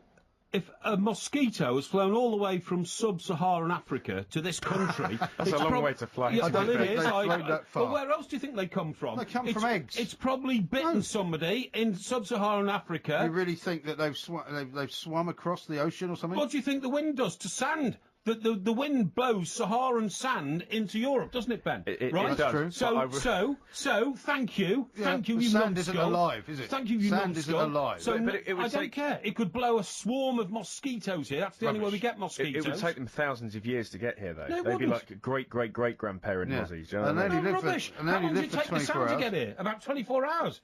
The sub-Saharan gales whip up the sand. It's in the air. It goes whoosh like a big sort of tornado type thing, or what do you call that thing that comes down rather than goes up?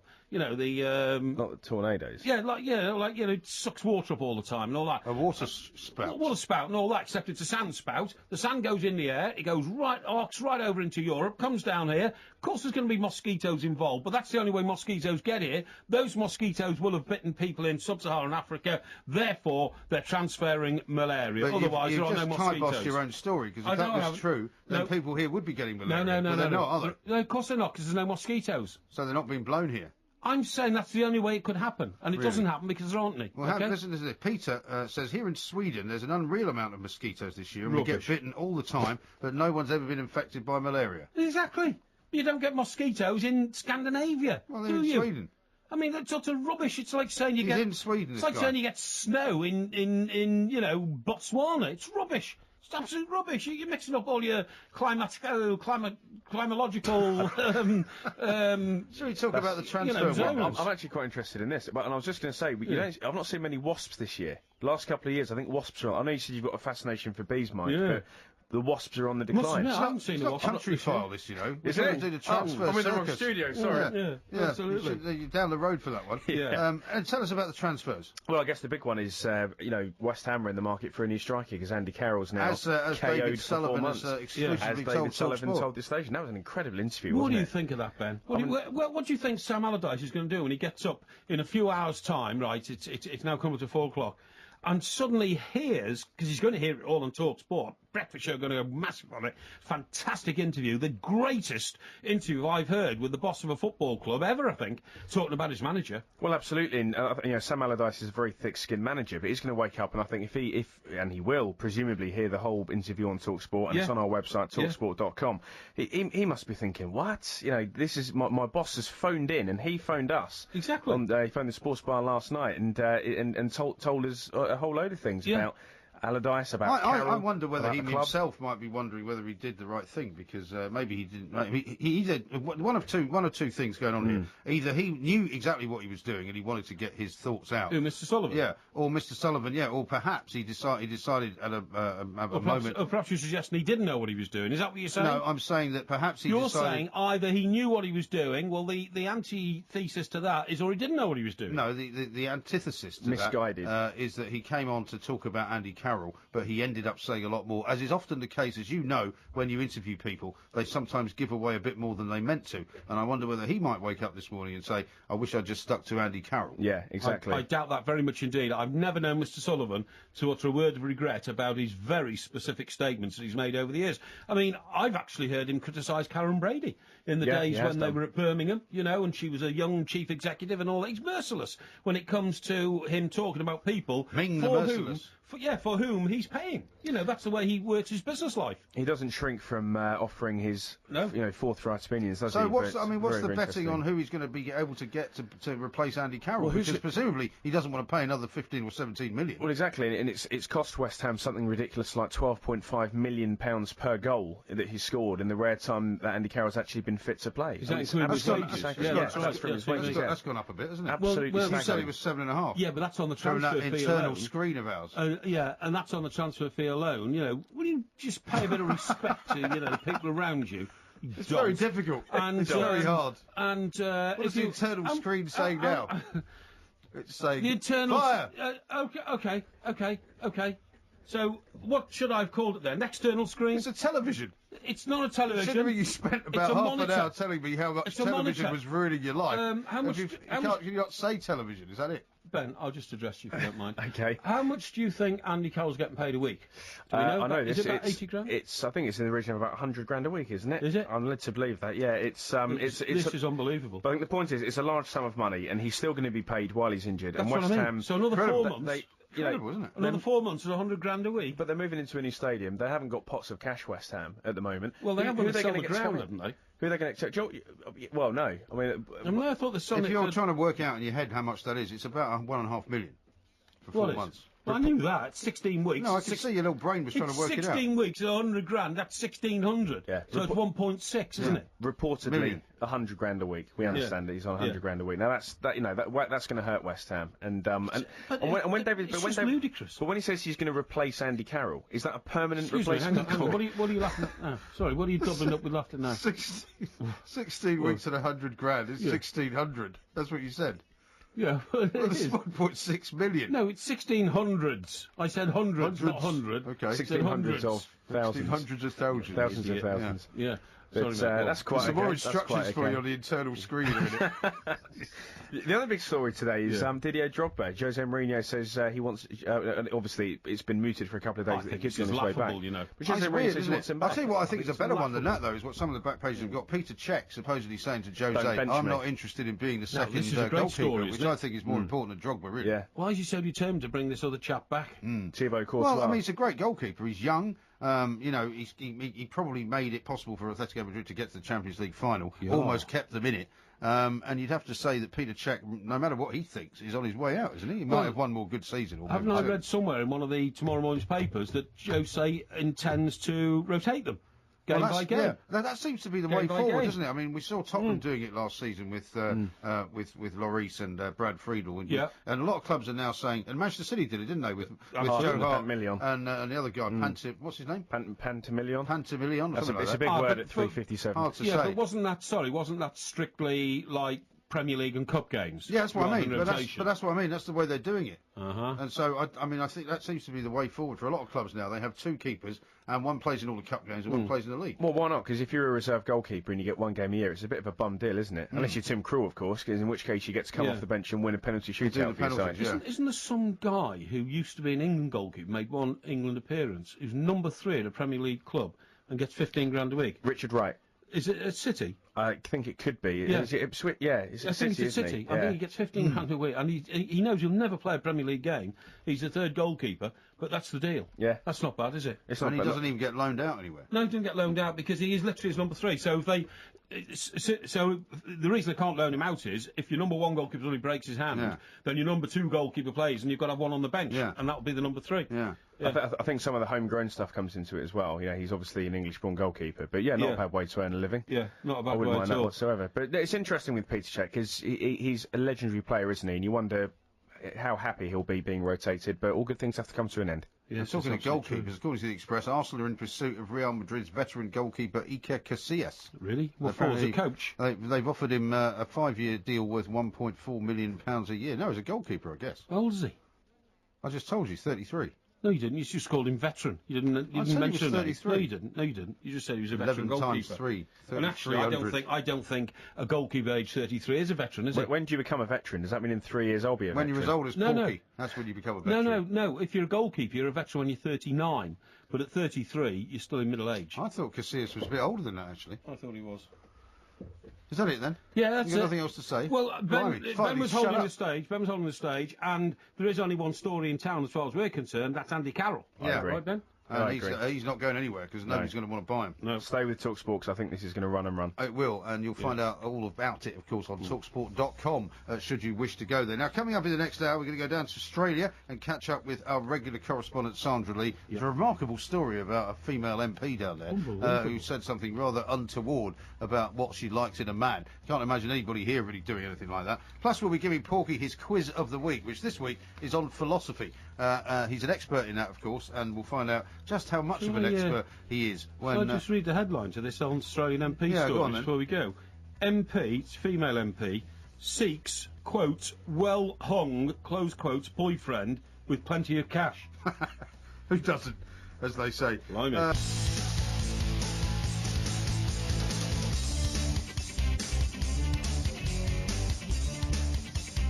This is TalkSport Extra Time. We are the Two Mics. There will be a podcast available, of course, coming out in a few hours' time. One of the highlights of our Two Mics podcast, of course, is the weekly quiz that we give Porky. This week, he's an expert in philosophy.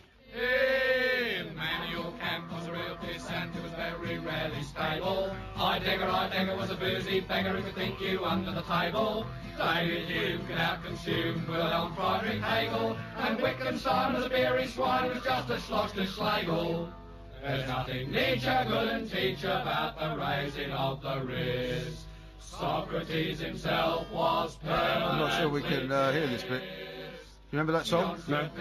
You don't remember that? No, I don't It's from Monty Python. Is it? Well, it sounds like a load of rubbish to me. It's the philosopher's song. Like this ridiculous assertion that I'm an expert in philosophy. I never said that. What I said was that I understand philosophy because I'm well read, and therefore you pick up the philosophical traits of literature and the way the world has developed through being interested in the matter, the subject matter of why we all are where we are. And philosophy is exactly that subject, so I'm very glad that you're well read, because the first question actually refers to some literature, and it is this: what was the philosophy espoused by the Roads to Freedom trilogy?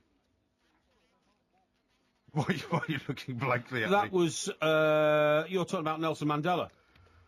No. Yes, you are. No, I'm not. Road to Freedom. Yeah, that's not the Roads to. That's not the Roads to Freedom trilogy. Oh, I'm sorry. Road to Freedom, mate, is the it's one called that the I Long know. Walk to Freedom. Sorry? By the way, it's called the Long Walk to Freedom. Well, it's not the Roads to Freedom. Well, it's all about freedom. There's isn't it? there's a Mandela Place in Glasgow, but it's not about that either. Yeah, but it's all about freedom. Now, sorry, the Roads to Freedom. The Roads to Freedom was a very famous trilogy of books. That means 3 separate books, novels, right? Yeah. Which were written in the early part, I suppose you might say, of the 20th century. Yeah. I'm going to give you even a clue here, by a French author. Yeah. But do you know what the philosophy was that the came from philosophy it? is to free yourself from... But it's got a name. From your inner self. Well, it's written by Descartes, and it's all about... And I'll tell you who adopted it into a song, Paul Simon.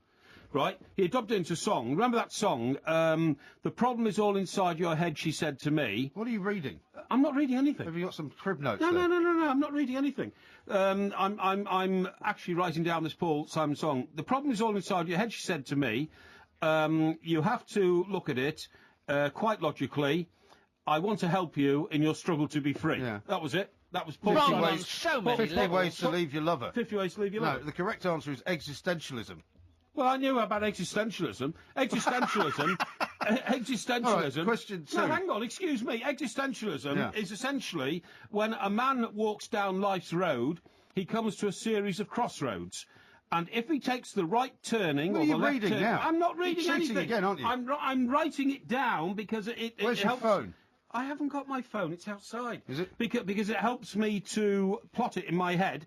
And as a man comes to each crossroad, he has to take the right turning. There could be 4 junctions, right, left, right, or whatever. And as long as he takes the right one, he then goes down the next road. It's wrong. Absolute rubbish. And at the next road, right? Yeah.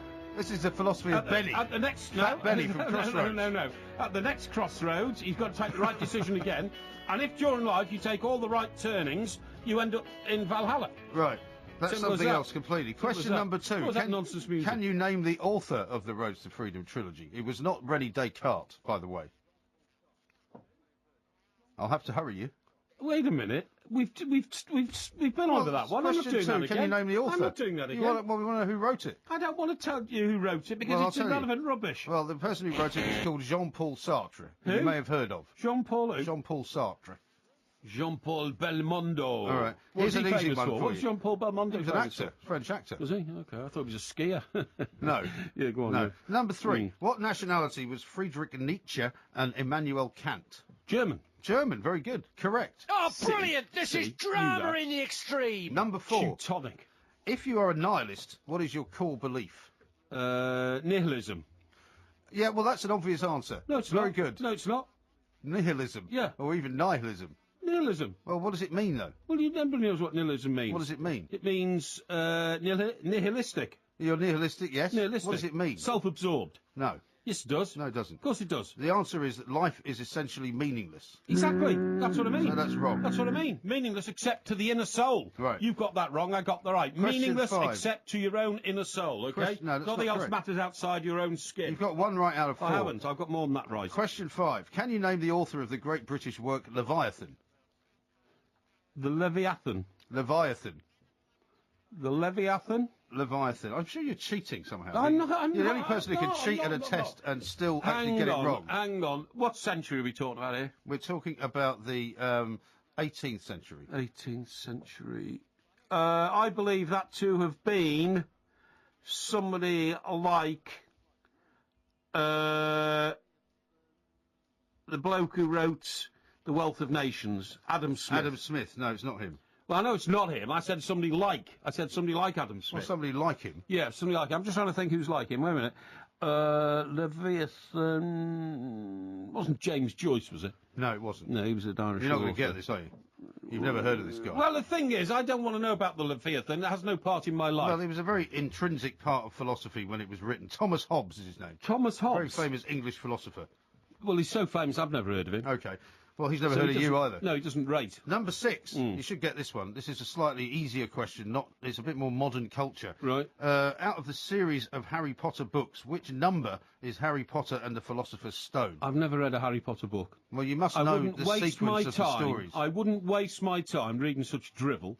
I've never seen a Harry Potter film. I wouldn't waste my time sitting in a cinema munching on my licorice all sorts to watch that sort of drivel.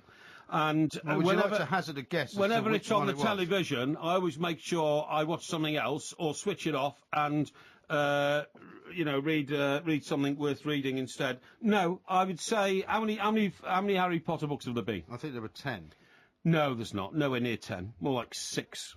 7. Or 7. And this one's called what? It's called Harry Potter and the Philosopher's Stone.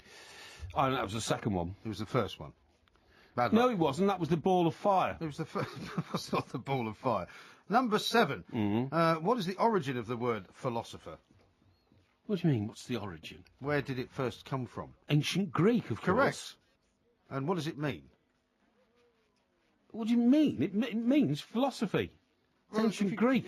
If in the ancient Greek, when they called someone a philosopher, what did it mean? Deep thinker. Yeah, I'll give you that. A lover of wisdom. Oh, wow. Thank you. Congratulations. Thank you. 2 out of 7. Hey. Can you name... I wouldn't get too excited. Can you name the 3 fathers of Western philosophy? 3 fathers of Western philosophy? Yes, I can. I'll give you a clue. They're all in Greece, right? They're all in ancient Greece. No.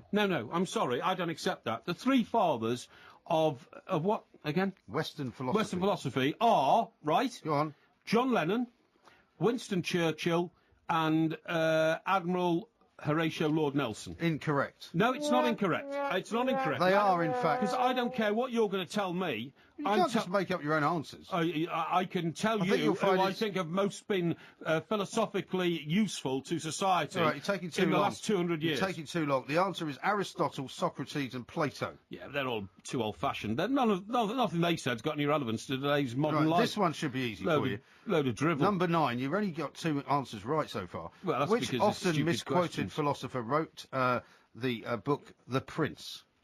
The Prince? It's a very famous book, often used by politicians even to this day. The Prince? Yeah. What year was this? It was in the 16th century. 16th century, The Prince? Yeah. Oh, that could be Descartes. It's not. It's Machiavelli. Well, you see, this is rubbish. Why is it rubbish? Machiavelli was all about, you know, intricate plots to stitch people up. He was the original Machiavellian. Machiavellian. If you'd have said something like that, then I'd have got it, wouldn't I? Well, you would have got it if I'd said Machiavelli. That's why I didn't say it. No, if you'd have said the thirst for revenge and all that kind of stuff. All right, here's one for you. You should get this one. Right. Which Mungo Jerry song contained the lyrics, "That's our philosophy"? What? Which Mungo Jerry song contained the lyrics, "That's our philosophy"? In the summertime when the weather is... That's the only one you know, isn't it? No, I'm just tuning myself up. Let's have a listen and see if you can identify it. We're always happy, lives we live in the summertime. Philosophy. See? You got it. Got it. That's the easiest question of all. Easy. Now, because you failed so miserably to get many of these By the way, do you know the lead singer of Mungo Jerry? Yes. Ray. Ray. Is it Ray? Yeah. Are you sure? Yeah, sure, yeah. Huge fan of TalkSport. I know, he's been in here a few times, yeah, and a huge fan of you and me, so I'm delighted to be able to align myself to that boy's thinking. Okay. Well done. Well, here's your chance to get your score up to 4 out of 10, right? And it's a football-related philosophy question. Which manager said this? It is better to fail among aiming high than to succeed aiming low. And we, of the football club that he's concerned with, have set our sights very high. So high, in fact, that even failure will have in it an echo of glory. I would say that is Louis van Gaal. No. In that case, it must be... Is he English? Yeah. Right. In that case, it's Bill Shankly. No, but it's Bill somebody. In that case, it's Bill... Nicholson. Correct. Bill Nicholson. Oh, brilliant! This is drama in the extreme. So, 4 guesses to get that one right. We'll give you 4 out of 10. You are clearly not an expert in philosophy. I am in my philosophy. This is TalkSport. My philosophy tells me you're a dope.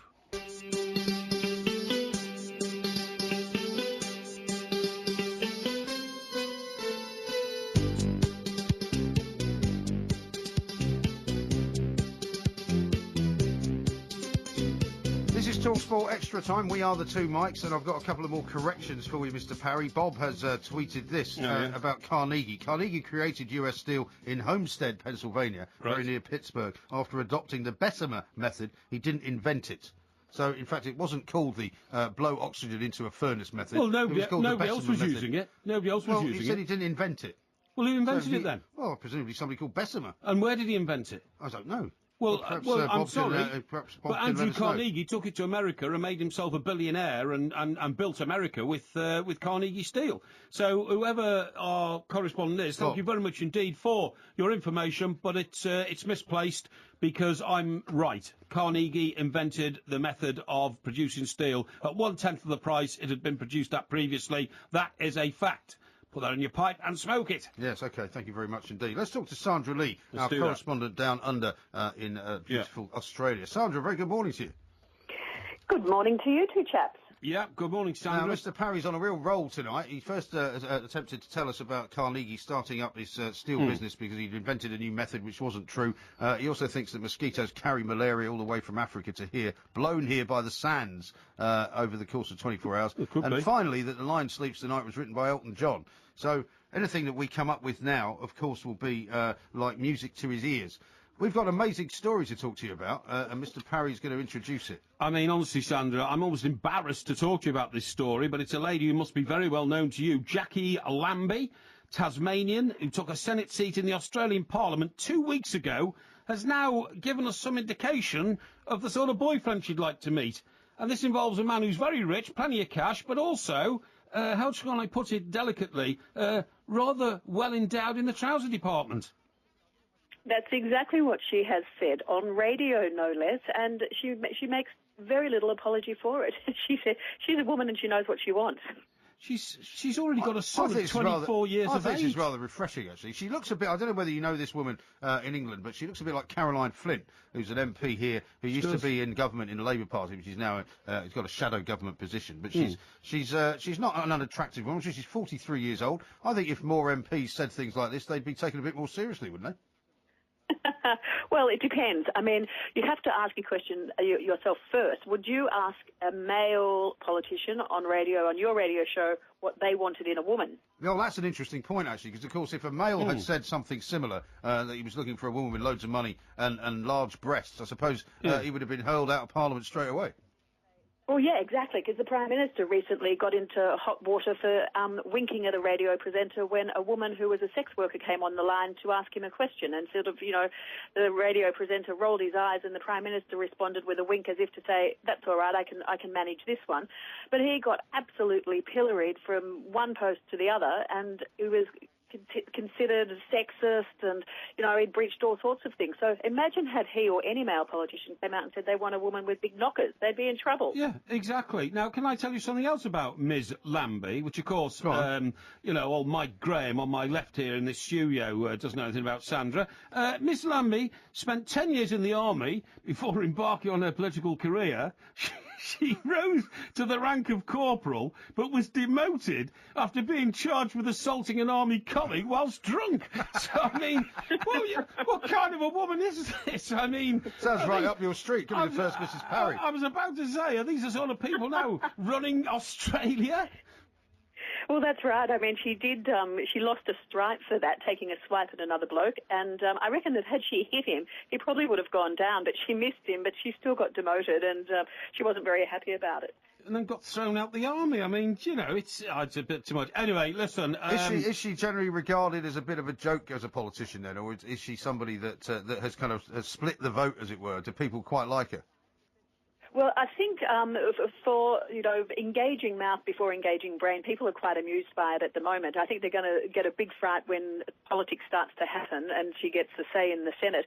I mean, what's interesting about this, guys, is that she only got 1,501 votes. So it was a tiny percentage, an absolute percentage out of 48,000. And here she is, she's going to be in the Senate for the next 6 years, getting $200,000 a year for, indexed and going up, which is just a phenomenal amount for somebody who really had very little interest in politics other than making money out of it. Yeah, I noticed that she represents the Palmer United Party, headed by the Queensland mining magnate Clive Palmer. So one suspects that Mr. Palmer may have taken a fancy, for want of another word, to this young lady.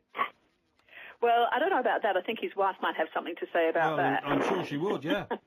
Yeah. But very few people apart from Mr. Palmer's wife take a fancy to him. Have you seen him? He's huge. He's a behemoth. Oh, really? Oh, well, we'll leave that behind. Sandra, unfortunately, as always, we've got to talk to you about more serious issues now. That was all a bit of fun and all that. But, of course, your country is once again embroiled in the very, very serious matter of a disaster involving an aeroplane. And once again, your Prime Minister is stepping forward in world terms and trying to take a stand on, the latest terrible disaster involving the plane that went down in the Ukraine.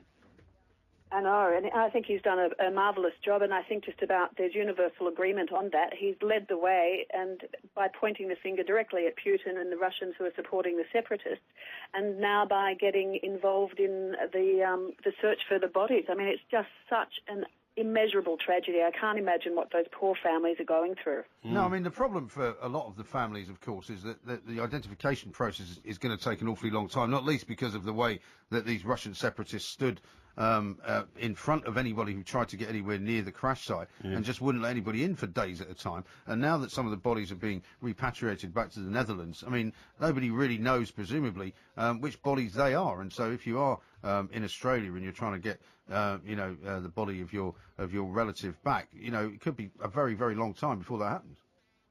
That's exactly right, and I think that was what was so heartbreaking earlier in the day when one of the Dutch spokeswomen came out and said that we're getting all of these bodies back, but we don't know who they are, and we don't know if they're all intact, and there are still many more to come. I mean, it's just, I can't imagine what the searchers are going through either, it would be an incredibly gruesome task.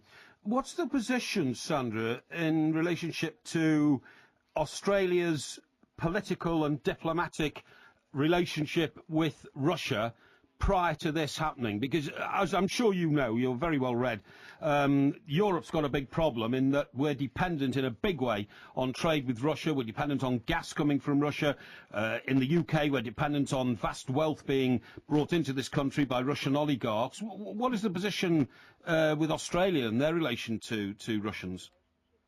I think mostly diplomatic. We don't rely on Russia for any of what you do in Europe. I think that's one of the reasons why our Prime Minister and our Foreign Minister, Julie Bishop, could go quite hard.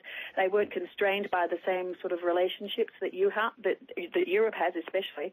So I think that was one of the freedoms that we had, that the Prime Minister could go out there and make the call to Putin, and then when he sort of they got him around in the Security Council in the UN, he came out and he sort of gave him a little sly pat on the back to say, good on you for coming around. But really, our relationship with Russia is diplomatic. Yeah, it's not good. It's not good. I mean, it's impossible to know. We're going to be talking on the show tonight where there's talk in Germany and in Holland already of trying to bring pressure to bear to actually prevent Russia from holding the World Cup in 2018 if things don't improve, because sanctions people don't really think are going to work, but if you threaten them with taking away the World Cup, it might just have some resonance. Do you think there would be feeling of support for that in Australia? I think they probably would, especially if something isn't done soon to stop the bloodshed. And, another 2 planes have been shot down, apparently, by the separatists. Also, there is some talk that if more pressure is brought to bear, Abbott, the Prime Minister here, may withdraw the invitation to the G20. So, I mean, that's a stick they've got sort of, in reserve if they need to use it. And finally, Sandra, before you go... What do you mean, finally? Well, because I'm talking to Sandra and we're running up towards a break. I've got to ask about the Commonwealth Games in a minute. Yeah, OK, in a sec. Well, do you mind? Yeah. Sandra, you will have noticed, I would imagine, that a new book coming out about our old friend Bill Clinton claims he's got yet another mistress. Do you remember on the night that Bill Clinton became the President of the United States of America, you and I stood on the balcony there in Little Rock in Arkansas and welcomed him, the most powerful man in the world, who also turned out to be... This is about you self-aggrandising. No. Who also happened to be the world's most dropped trouser man in the world as well, yeah? I remember that. That was amazing, wasn't it? Yeah, absolutely amazing. With Hillary standing alongside him as, the new First Lady and all that. Blimey. As she had to put up with a saga, a never-ending saga of infidelities, now that she herself is trying to become the President. I know, it's a bit of a... Yes. It's not a shock, though, is it? I mean, he is the legendary pants man. He certainly is. Now let's just do a quick. We'll agree on that one. Let's just do a quick Commonwealth Games roundup. We've only got about 30 seconds, but unbelievably, England are leading the table. Australia are second. Scotland are third. Is there a lot of people watching it over there? Yeah, are you kidding? We are absolutely sports mad in this country, as you know, and getting sort of 5 gold medals on the first day is pretty spectacular, especially for one family, the swimmers, the brother and sister, who both got she got 2 golds and he got a silver. So we're all pretty ecstatic down here. We would be happier, though, if we knock you blokes off the top. Yes, of course. Well, listen, Sandra, as ever, thank you very much indeed for joining us. Sandra Lee, the Commonwealth Games has been fantastic, actually, in its first day. We'll talk about that coming up next on TalkSport.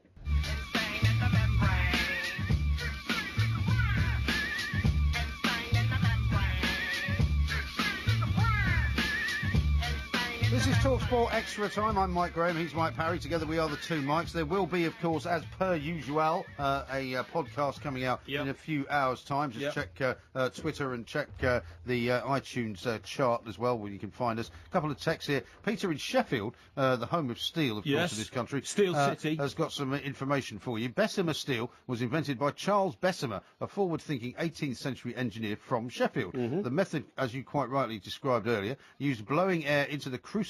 Well, there you go. And you were mocking me for it. Well, it wasn't called that. You were mocking me for it. I described it in perfect detail, but I know my history of America. You said it was called blowing oxygen into a pot or something like that. It was. Well, that's the method. Anyway, he said it revolutionised steel manufacturing and enabled Britain to lead the way in the development of ironclads and armour plating. That's right, absolutely. And that's why Sheffield became Steel City and the workshop of the world. Well, you said Carnegie invented it. Carnegie took it to America. That's what I told you. That's what I inferred to you. You, of course, got all your facts wrong. Heaven forbid that you would have got it wrong. When I was a kid, Mike, right, and anybody got married, my parents used to go out and buy a what's the cutlery called? In a big wooden case. A canteen of cutlery. Yeah, right? A lot of people used to do that. Yeah.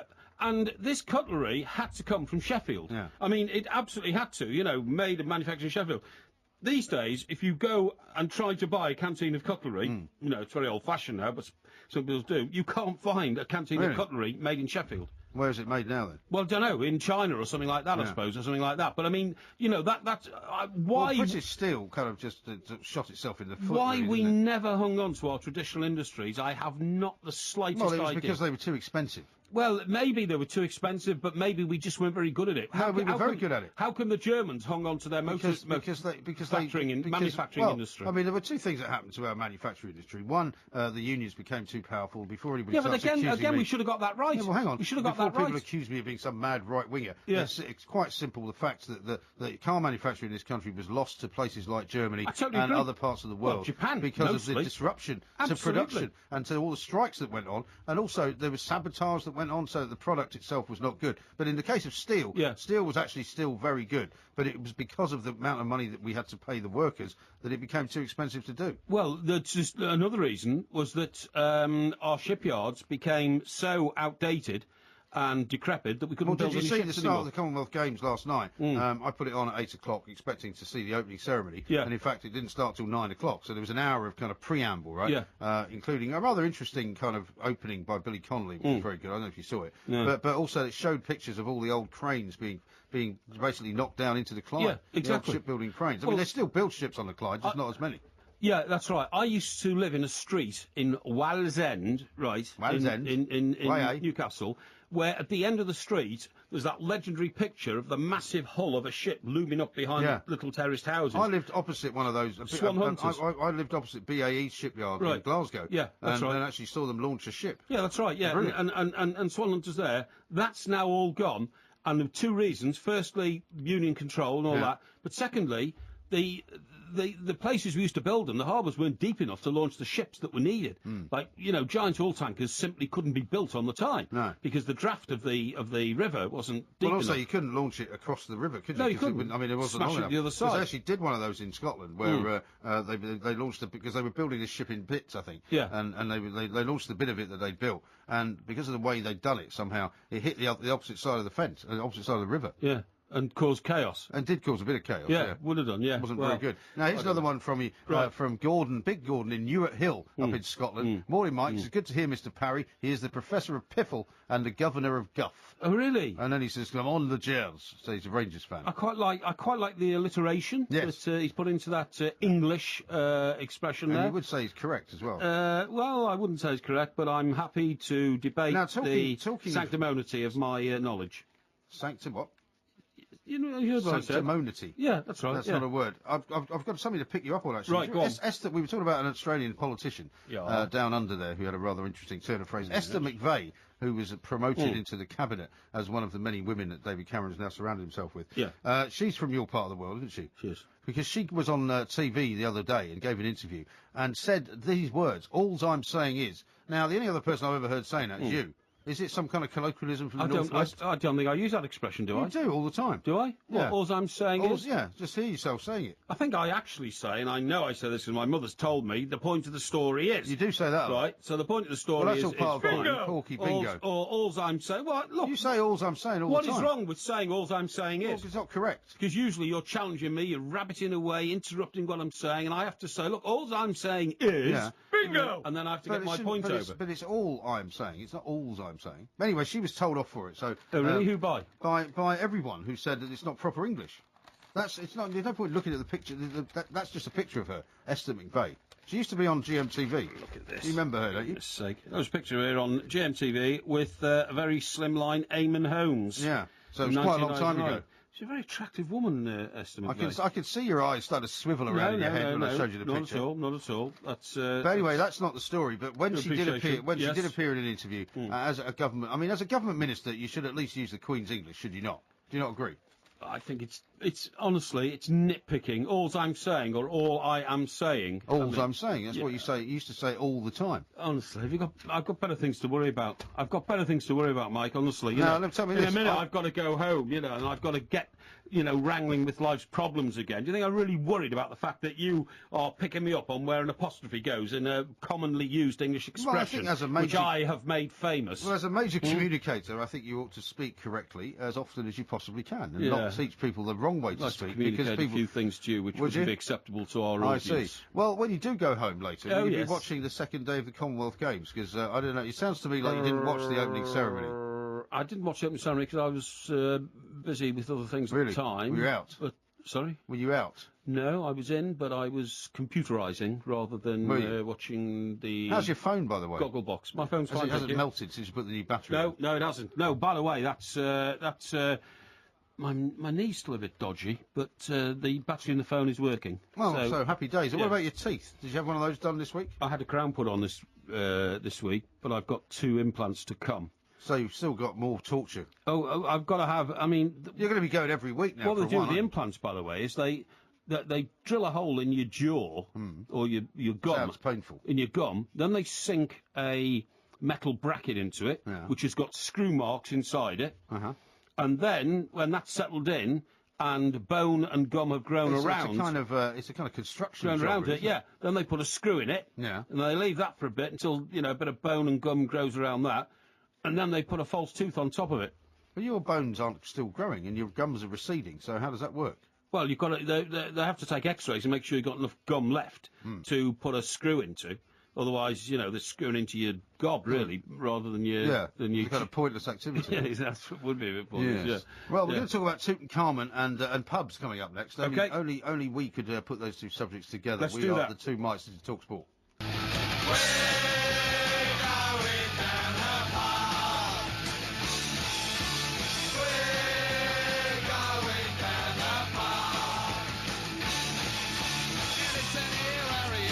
This is TalkSport Extra Time. After your blunder with The Lion Sleeps Tonight and Elton John, I really don't want to ask you if you know who sang this song. It's a punk band. It is, very good. So, it's The Squeeze? The Squeeze. Is it The Squeeze? It's not The Squeeze, no. They weren't really a punk band either. Hang on, in that case it's... Oh, I know, it could be that lot who used to spit in the crowd. The Sex Pistols? Sex Pistols. No. Hang on, there weren't any other punk bands, that's it. Well, there was Sham 69. Sham 69, a load of rubbish. What does that mean? Why do they call themselves Sham 69? Well, it doesn't matter why they call themselves that. Of course it does. You need to know what the deep philosophical thinking is behind the name. I met a bloke once who was a member of a group called 4B2. And I said, oh, that's a weird name. I said, what does that mean then? He said, well, it's our manager, I said, yeah, what about him? He says, well, he used to work in a sawmill, and he was cutting a bit of wood, and it took his eye out. I said, oh, right. And so was it called the 4B2? Yeah, he said, well, the wood was Well, Sham 69 actually was named after a bit of graffiti that they saw, which used to be Hersham 69, and the other bit had worn away, so they called themselves Sham 69. Hersham a town? Yeah. I know Horsham. I've been to Horsham plenty of times. It's down in Surrey. Yeah. Didn't know it was a place called Hersham. Yeah, neither did I. What's the 69 bit got to do with it? Is that the year they won the FA Cup or something? Probably the year they were born or something, the FA Cup, but, probably the year they were born or something maybe, like that. Anyway, you've never heard of them, never mind. Let's talk about the World Cup, because although it has been and gone, and England had absolutely no part in it at all, I said for a long time that if England did not go through, it would cost an awful lot of money to this country. I don't remember hearing you say that. Yes, I did. I don't remember you saying that. You've admitted yourself you don't listen to my show apart from when you're on it. Well, no, I do listen sometimes. Normally, prophetic things you say in my company, when I'm not with you, you don't get sort of the urge to be prophetic because you're not stimulated. I'm always prophetic. Anyway, apparently, according to Mitchell and Butler's, Britain's largest managed pubs group, that's right, basically during the World Cup, football fans spent less per head on food and no more on drink than they would normally have done if there wasn't a World Cup on. Honestly, Mike, that's the greatest indictment of England's failure at the World Cup. Yeah. The fact that you couldn't even get the beer quota up for the rest of the competition. Well, do you not remember? This is what I said. I said, as a result of the cost to this country of what England let everybody down with, aside from the psychological cost, they should all be fined. Everybody who was involved in going out there should be fined £100,000 apiece. Well, I'm not sure they should be fined. I think they should be. I think that's rather a pointless gesture because it means nothing to them. They're all multimillionaires anyway. Yeah, but it would mean something if it was a financial punishment. But are we ever going to have an inquiry as into what went wrong? Well, we saw we lost another manager, didn't we, the other day? Yeah, but also... Was it Ecuador's manager that resigned? I think it was, yeah. But also, Frank Lampard now has gone and signed for the club in New York. City, yeah. And we get a quote out of the current England manager, Roy Hodgson, tonight, saying, I'm going to... I'll be urging Frank. I'll be urging Frank to... I'll be urging... This is Roy Hodgson as in Dad's Army. Yeah, that's right, yeah. well, I will be urging Frank to think about extending his England career because I can see him being a very useful part of the squad for the qualifiers for Europe. Incredible. This is a guy who didn't want Steven Gerrard to give up on his international career, so he hoped he stayed on. Now he hopes that Frank Lampard will stay on. Good luck to Frank Lampard. He's going over to, I think he's a fine but he's boy, not going to be playing football for very long before he actually goes over there, because I don't know whether he originally was supposed to be going in March. He was meant to be going to Melbourne, wasn't he? But this team isn't going to be up and running for a couple of years' time. No, I don't know what's happening there. The only thing is, if you're playing football in America, you shouldn't be available to play for England. Just doesn't make sense. Well, he didn't pick Jermaine Defoe, so why would he pick Lampard? I don't know, and Frank's at that age. But the thing is, Mike, again, this brings me back to a point that I made earlier in the show about TV people for the feeble-minded. People go into pubs and watch football there en masse because they're feeble-minded. They can't bear to sit in a room on their own at home and watch it without being part of a crowd. I think you're being very simplistic. It is true. People, I sometimes quite like, if I've got a couple of friends to go and watch a game with, I'd be quite happy to go and watch it at a pub because there's a good atmosphere. Well, it's called atmosphere. You would if you were with a couple of friends, but most people are just loners who go into the pub just you are. I'm not a loner. You go to the pub on your own all the time. I don't go to a pub all the time to seek other people and friends. I go sometimes to sit down quietly, have one pint of beer, one pint of beer, and your peanuts, and taking a couple of newspapers which I like reading because I've been doing that all my life. Why don't you just go to a coffee shop to do that? Well, I could if I was drinking coffee, but I wasn't on that particular day because of my dehydration problem with the heat. I decided a pint of lager and lime was suitable. That's all. Okay? You also said that you had the lime in it because you were trying to keep yourself from getting scurvy. Yeah. Scurvy's on the increase. Why would scurvy be on the increase? Scurvy's on the increase. Maybe it's rats biting people. Scurvy's on the increase in this country. It could be rats biting people. Which I wasn't aware of. I thought scurvy had gone in the days of the Royal Navy and Nelson's Navy. It had gone the way of the lash. I thought it had gone the way of the lash and the rum, and even the way of our aircraft carriers. I thought you were going to say the third part of that for a minute there. Yeah, Illustrious is on our list. Hey, I saw a picture. I think it was a Portsmouth picture of a load of women in swimsuits waving to a ship down in Portsmouth as it was coming in or going out or something. It was Illustrious, it was coming in, right, but it's only coming in for its final farewell, and then it's off again. Well, where's it going? Well, the point is they're trying to raise money at the moment to make it a trusteeship so it can become a museum, but they tried this with the last half dozen great ships that we've got rid of, never able to raise the money. Where does it end up? They take the engines out, they take all the missile systems out and all that kind of stuff, and then they literally, it hasn't even got its own steam, they tow it to Turkey and send it to a scrapyard in Turkey. That's it's awful, an absolute disgrace. That really is awful. It's an absolute disgrace. I know that you take these seriously. It's a very serious point. Yeah. Surely they must be able to find a better use for these things, even if they turned it into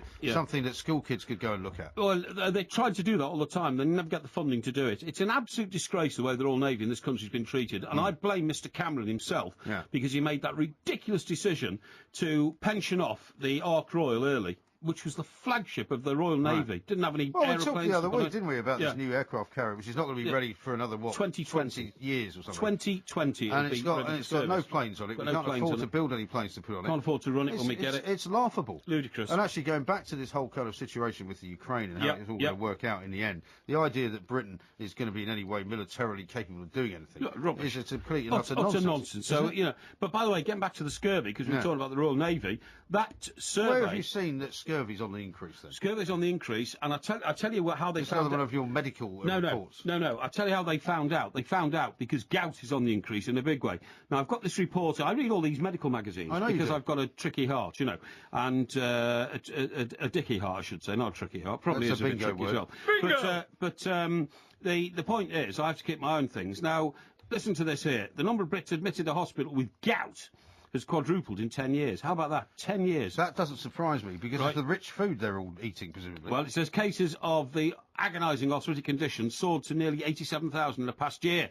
It's dubbed the disease of kings, associated with rich upper-class diet. Gout is caused by a build-up of uric acid crystals, and experts blame a diet of junk food and too much alcohol for the rapid rise, so you better watch it, OK? Well, I don't have any problem with rich food. Hang on, junk food and alcohol is an absolute definition of your diet. I don't eat junk food. Men are 4 times as likely to be hit as women. Greater Manchester is England's highest rates of gout, almost double that of the Thames Valley, which has the lowest. And why do you think that is? And the figures come from the Health and Social Care Information Centre. Because people in Manchester eat a lot of junk food and drink a lot of beer. And in the Thames Valley, they probably eat more healthily. Probably they do. So, in fact, because of your antecedents, you're far more likely to have a gout problem than I am. No, I haven't got a gout problem because I eat proper food. You eat processed food. Everything you eat is processed. We were due actually really? to get an Australian chef on tonight, but unfortunately he couldn't make it. But we're going to get him on. So what's processed about tomatoes? There's nothing processed about tomatoes. And beetroot. How many tomatoes do you eat? I ate 4 today. It doesn't count if you squeeze it out of a bottle. No. 4 real tomatoes. You ate 4 real tomatoes? With what? With a jar of... I cut up 2 fresh beetroots. Did you? Mixed them all up. What, so you made a beetroot and tomato salad? Yes. Corn. Corn? What, from a tin? Corn from a frozen packet. Corn from a frozen packet. Yeah. Frozen corn. It's nice. It's always nice to have a bit of frozen corn in your salad. And tuna. Really? So what's processed Did you have a name about for that? It's just a healthy diet. I presume the tuna came out of a tin. Of course it came out of a tin. Where do you think it came out of? The River Dee? Well, you can get tuna fresh from a fishmonger. Rubbish. That's a nonsense. Go to Borough Market, you can get it. It's rubbish. Instead of just going to the pub. Yeah, I've got time to go around buying fresh tuna and skinning it and all that. Right. You don't have to skin it. You can buy tuna fillets. Hang on. We were talking about. Scurvy. No, we were talking about. What is scurvy anyway? What does I was about to tell you. Now we're talking about gout. Now, right here we are. Another common Victoria condition thrown up by the same research, which is on the rise, is cases of scarlet fever. Right? Yeah. But also... Scarlet fever's been around for a while, hasn't it? Also scurvy. Yeah, but what is scurvy exactly? NHS figures show scurvy is on the increase. Scurvy is a lack of vitamin C in the body, which leads to psoriasis. Pardon? Psoriasis, it's a skin condition. Psoriasis, yeah. On the body. And eventually, a man with scurvy goes mad and throws himself overboard into the sea. Are you sure? Yeah, certain. Yeah. So that's what's going to happen. So if you get scurvy, basically you're going to get psoriasis, dodgy skin, and you throw yourself into a body of water. Well, if you're on a boat, you do. What if you get it on land? You don't if you're standing in the middle of Bradford or something like that. No, I wouldn't have thought so. Difficulty finding the water, you know what I mean? But that's what it does. It drives you bonkers. And but is that not because it would have done that in ancient times because they wouldn't have had any remedies for it? So you'd have actually gone mad. It's the same with syphilis. People used to die of syphilis because they had no cure for it. Not because syphilis actually kills you. Well, Al Capone died of syphilis. Yeah, because they didn't have a cure for it. Well, they had a cure for it in his day. Yeah, but he was in prison, wasn't he? Yeah, he was. They just didn't know he had it. I think he knew he had it. No, I don't think he did. I I mean, this is the funny thing about syphilis. As opposed... no. Sorry. There's not much funny about syphilis. There is not. No, but I mean, whereas another a sexually transmitted disease, gonorrhea, has very obvious symptoms. Syphilis doesn't have any obvious symptoms at all, and you can die of syphilis without even. I wish I'd started scurvy now. Getting back to scurvy, you know, of course, and you do know this. I know you must. That's why limeys are called limeys. Yes, because of the limes. The limes that they needed when we went to the West Indies the first time round. We used to have to stop everywhere and get all these fruits, and limes were the best way to combat the lack of vitamin C in the naval diet. But, of course, if you were becalmed halfway across the Atlantic, or if your ship got blown, of course, something like that, you didn't get any lime, then you got scurvy, and that's one possible explanation for the ship that was found floating with no crew. Yeah, you've completely stunned me into almost silence now with that rundown of various diseases. Let me finish. Well, I'm sorry, but I'm just, using my extensive knowledge of all things. Well, are you going to tell us that you're now a medical expert? I'm not saying I'm a medical expert. Because I feel another quiz coming on for next week. Because, we don't have a subject yet. I do extensively read medical journals. Okay. Well, shall we do a quiz on communicable diseases then? Not communicable diseases, but I mean... What would you like a quiz on? Well, I don't want a quiz on anything because they're gerrymandered. They're made to try and make me look stupid, which I'm not. But I take part in them because you would use it to your benefit if I didn't by saying that I don't have the courage to address the subject I am knowledgeable. We'll come up with some kind of medical quiz. Well, just to make you feel better, before I feel very well, thanks. Before you you don't go. need to make me feel better. I feel okay. Take it easy. All right, I calm feel down. okay, pal. You don't make me feel awkward or unbetter. All right, here we go. George sent this in on 8/10/89. Right. Mike Parry, can you please give your opinion about Glenn Hoddle being the next England manager? I seem to think he is the best to replace Roy, and this is the bit I can't believe. He says, I'm a Liverpool fan, but I value your opinion. Can you believe that? Well, and it's not a joke either. No, of course it's not a joke. People realise, Mike, while you try to belittle everything I say, people do realise that I'm a fountain of knowledge, and that's absolutely true. A fountain of knowledge? Yeah, without me, blowing my own trumpet or anything like that. I do know a lot about a lot of things, because I spend a lot of time learning about a lot of things, and therefore... That's why we quiz you on a lot of things every week. In my head. So far, your average score is 3 out of 10. I think Glenn Hoddle is a real contender. And people who know a lot more about football than me say he is a very acceptable alternative to Roy Hodgson.